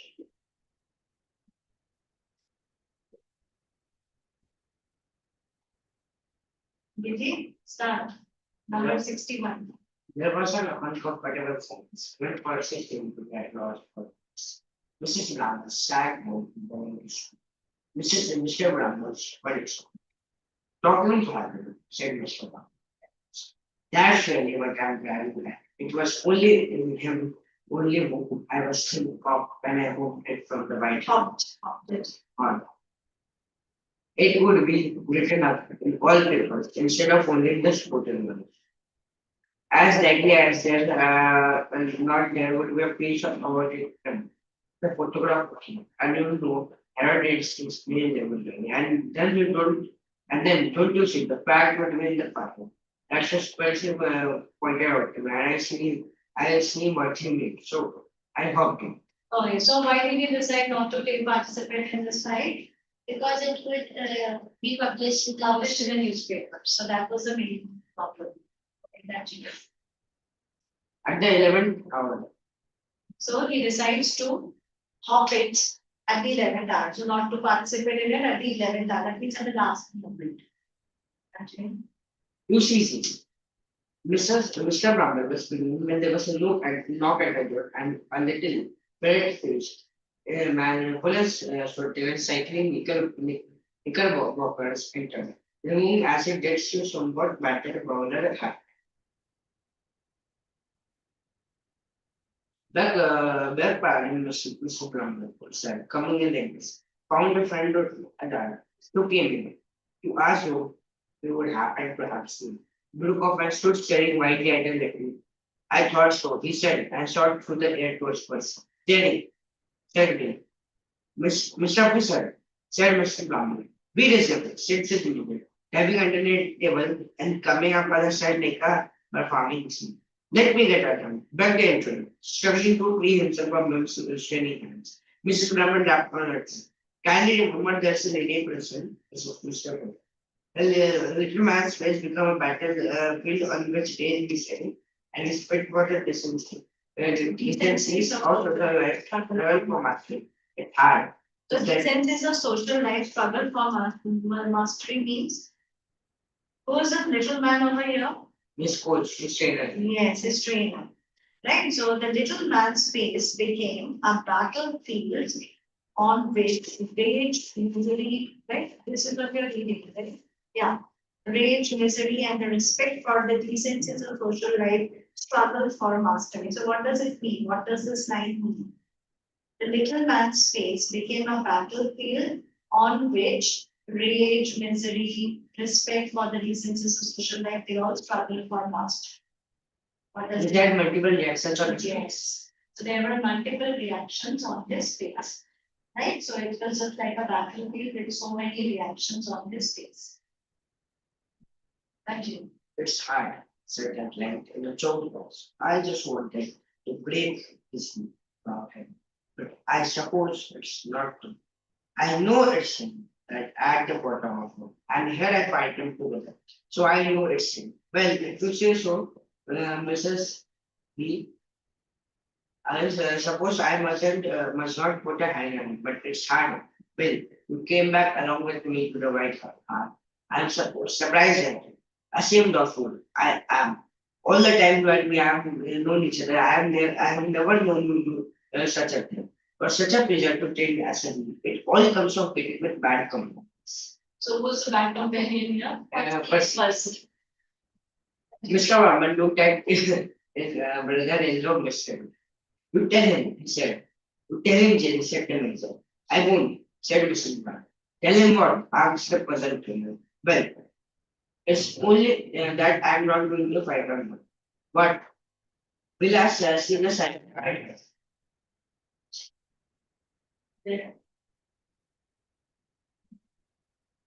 Will has seen a sudden bite, said a person, I think a few inches to the left, so that the table was exactly between the trainer and his. At the 11th hour, he had turned from his bed. You ought to be singing with joy, Mr. Wilson. If you really love them, this ought to be the happiest you have ever known. You ought to be singing like a little child. A strange noise escaped. It may have been a song, but it's not sound like it. It's true, Jerry. Said again, unhappy. I have been thinking it over and I'm not going to fight with them. Glory, said the major. You see the word glory again and again. We Tactless. It was tactless. Jerry's face was telling violent. His eyes seemed to protrude from the socket like seams. He clutched the table. You see the simile used over here. Before that, there was metaphor used for countries. I am sorry, Jerry, said Bill. I know sorry, but I have got to think of Adam. Despite the Jimmy might be doing what you might call kind of tassel up there. No way of speaking. You will put it in a mail as like that. The photograph and Harold is a million. They have been keeping it from. And just on this time in May, his photograph also is going to be published. Excuse me. Before that, his photograph was never Like published. his name was there, but no, Yeah. it was for a It was mentioned, but not with his photograph. and it's actually. Yeah, with his actual. We have been keeping it from him all these years that I'm in this. And we can't let him know it now. He would die of shame, Jerry. Tears appeared in Jerry's eyes. Bill, he cried, you're off your head. Think of the purse.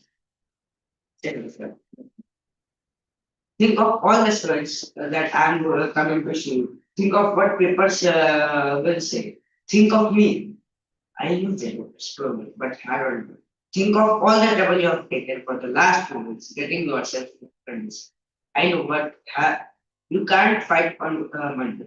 But Harold, Jerry,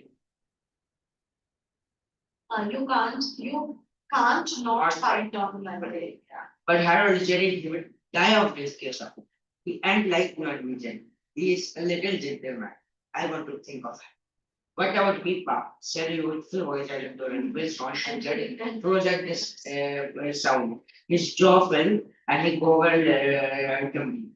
They are respected as the biggest the gas that is still growing with the it's got exception of nice work is eyebrows slightly elaborated with surprise to Harold himself. Hello, Pa. Hello, Uncle Kelsey. Somebody stepped their front door open. What were you thinking about doing? Pa. Ma, will you hear me my piece of poetry again? I think I have forgotten. Okay, so besides poetry also. Poor adults surveyed the innocent child in silence. On the faces of three of them. Consternation was written. Yeah. In the eyes of the four, Mr. Vijay, the nasty, steely expression of the man who sees his way to getting a bit of his own brand. Instructions justice, not like an unmixed Chivalrous. chivalrous feature. He considered an idea I say chivalrous feature, brave, very, he is a gentleman with the women, so that is chivalry. So over here,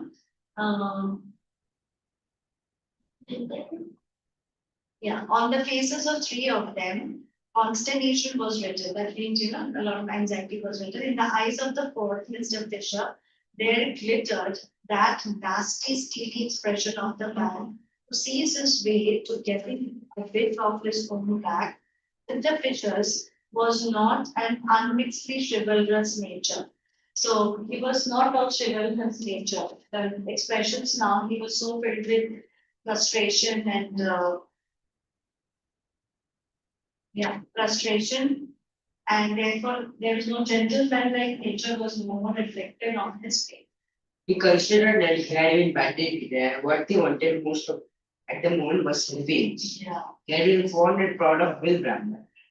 But those emotions belonged to the dead person, just as he felt like he disliked Will, rather more than anybody else in the world. With a possible exception, which is persisted.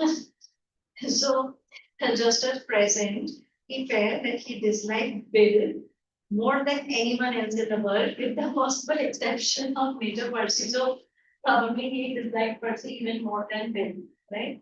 So, he now dislikes No, he actually more than anyone else except Percy. actually like Was the one he actually like got a little frustrated because he not what was the big training. He was training for 12 hours or something. Yes. And Okay, continue. so Harold, are you Tommy? He said in a metallic voice. Then just to listen here. Jenny, cried away, advancing. You keep your mouth shut or I will dot you. Mr. Fisher retreated, gasping a chair swung it above his head. You better, he said curtly. Mr. Fisher, do be a gentleman.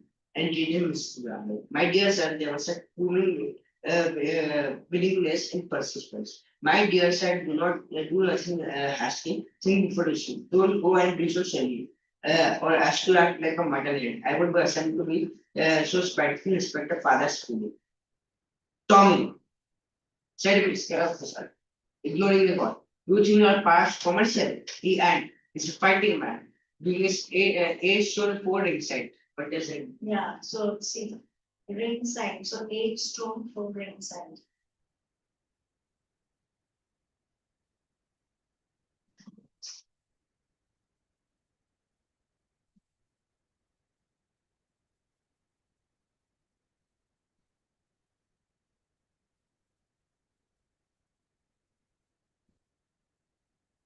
Eight stone 4 ring sign.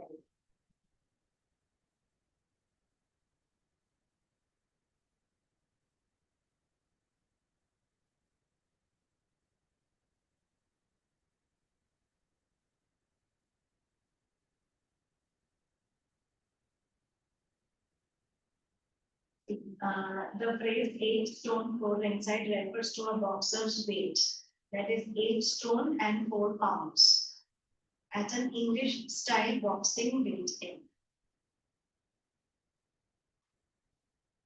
I just mentioned that this was there to keep next to 3.6 kilograms. So 116 pounds. It's 52.6 kilos.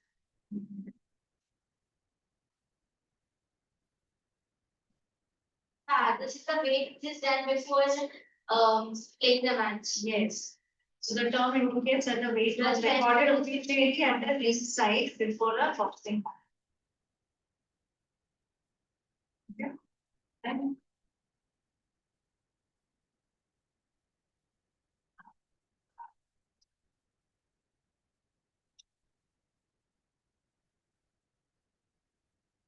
Mm.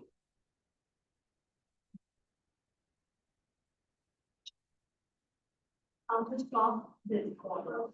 And you know, on the next as him, Will started to change. He could say Harold down and still landed. I would never have thought of it as a good story. If anyone had come to and told me that he could have a cricket show, I would thought it would. And if anyone had come to me and told me that I should live to see the day, live to taking a week for a fight at the national, I would give him for himself. Harold, my lad, said Percy. Knows everything and learn the books for a park, but having a man of fact. He hadn't seen the bright light then. It's all over now. He had given it forever. There's no call for you to finish him. Bill sits on the point.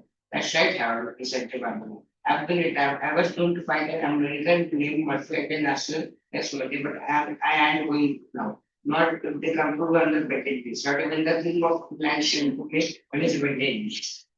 Like he would come to thinking.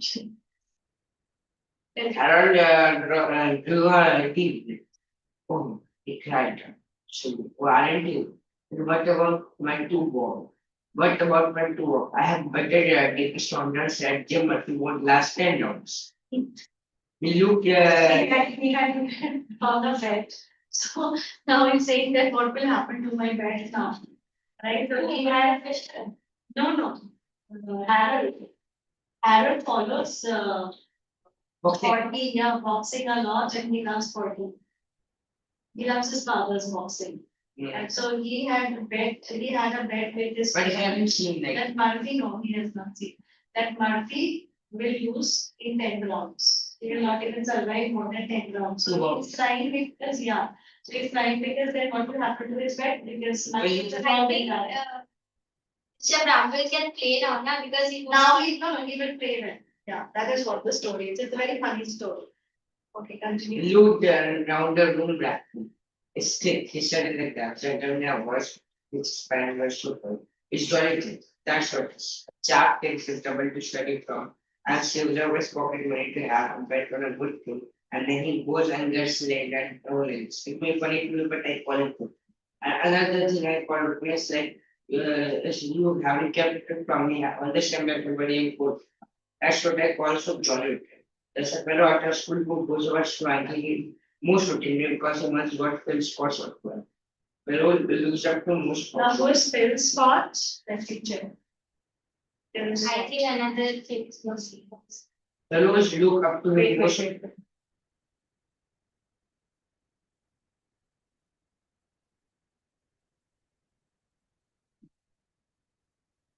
Phil Scott spelling. PHI. I'm searching his person. Maybe it's a might be that.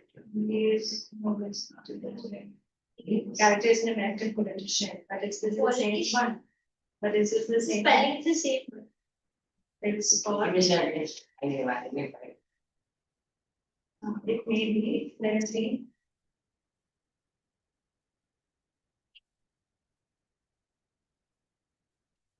He's a famous boxer whose autograph is prized by one of Harold Bramwell's friends. He is also a famous Famous boxer. boxer. Which imagine You could say that my father is the emperor. Yes. So now is so proud that his father is a boxer.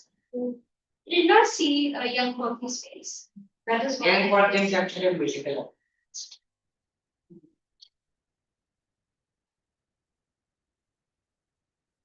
Continue.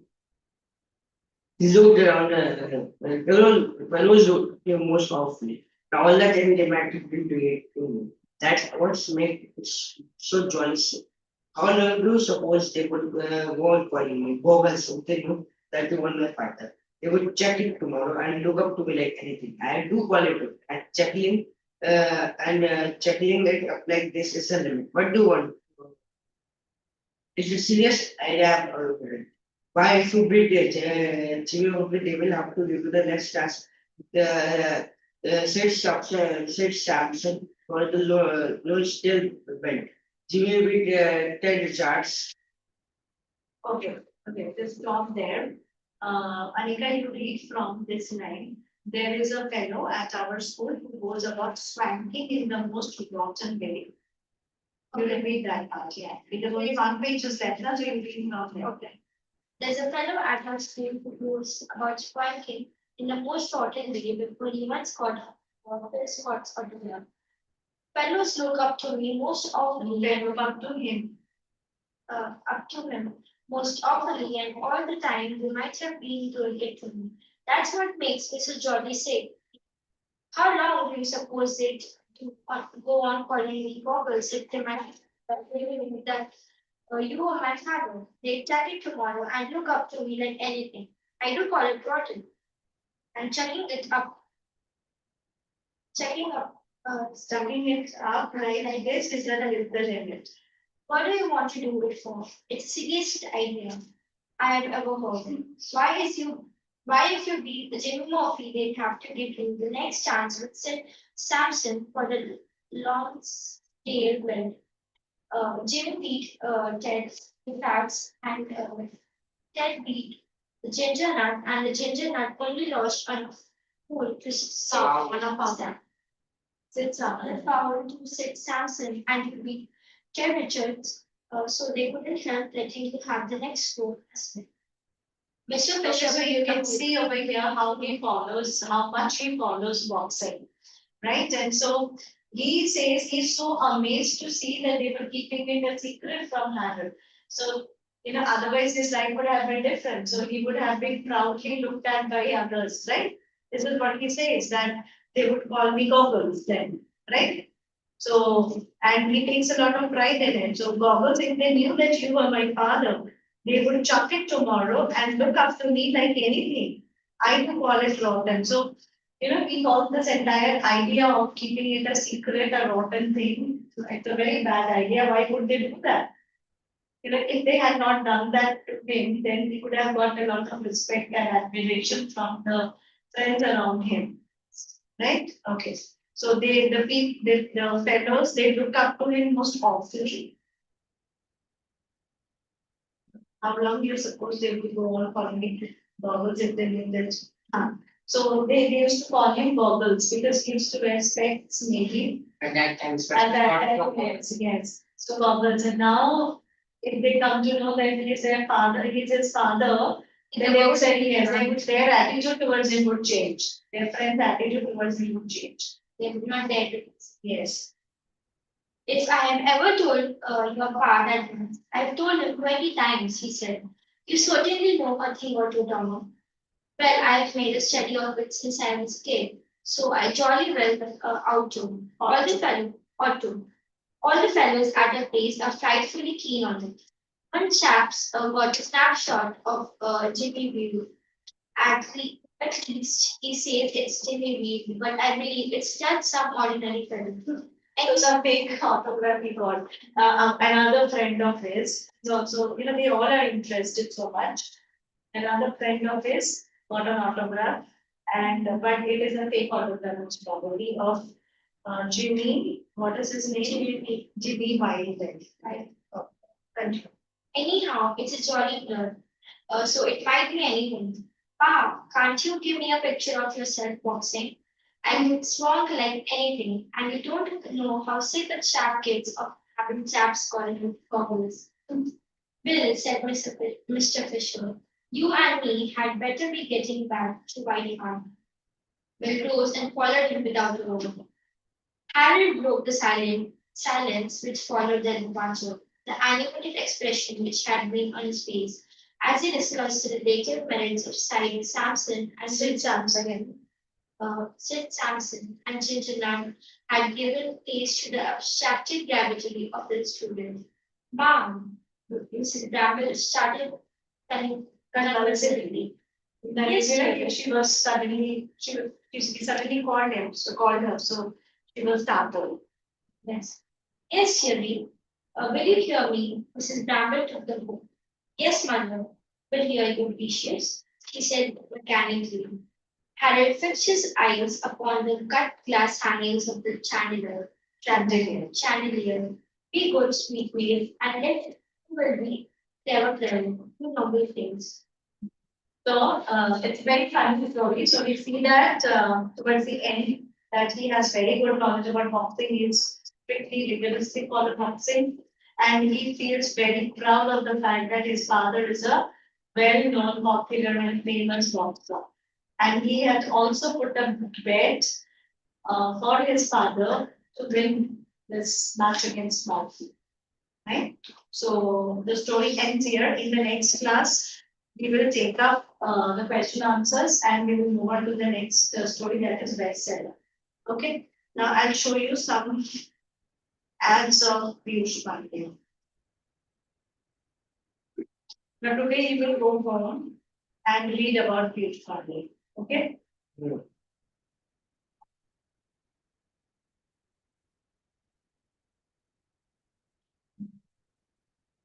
See, this iconic ads that rewrote India's advertising story. And he's 80 or something. He's 80 or something. Age. His age. Maybe 80 or 70 something. 70s. Okay, so iconic ads, you just check it at home. You can check the iconic ads, the videos are also becoming very viral. So for the last 2-3 days, it's only about him all over. This is only the right. Cadbury, Cadbury's ad, Fevikwik's ad, Fevikwik's ad was excellent.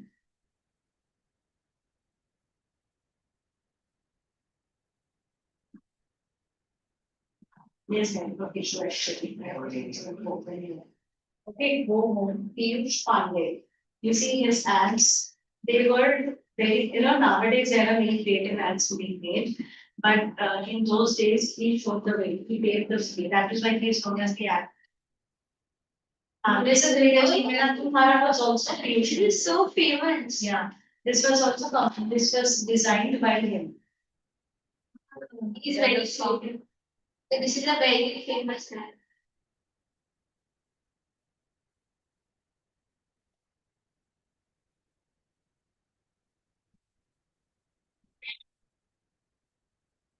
It's a long, it is about Indian integration, Indian diversity. This is about Indian Union. Something else. Okay, this one very quick ad I'll show you. That became very famous. Very quick or very poor, yeah, this one.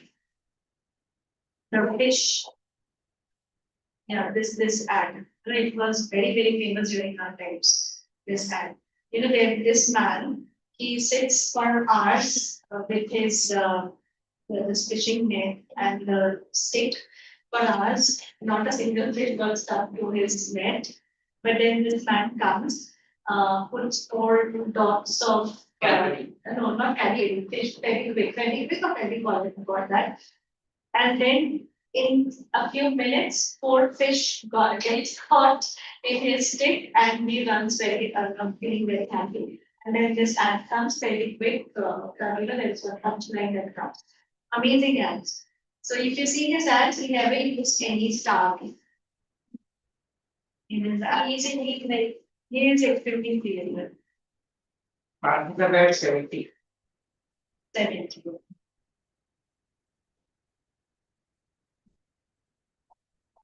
He's still there or what? They are still faster way to get that. Oh, that is why he is not married. Yeah, please go. I'll show you this line. Another film.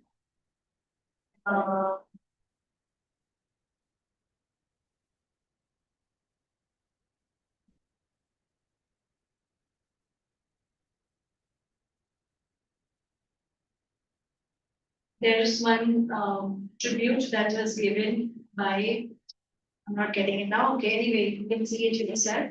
There's another, there is a tribute which is given to by Amul. Amul is also very creative. Amul's ad, if you see, they're very creative. So because he had designed Village of Mara, so they have.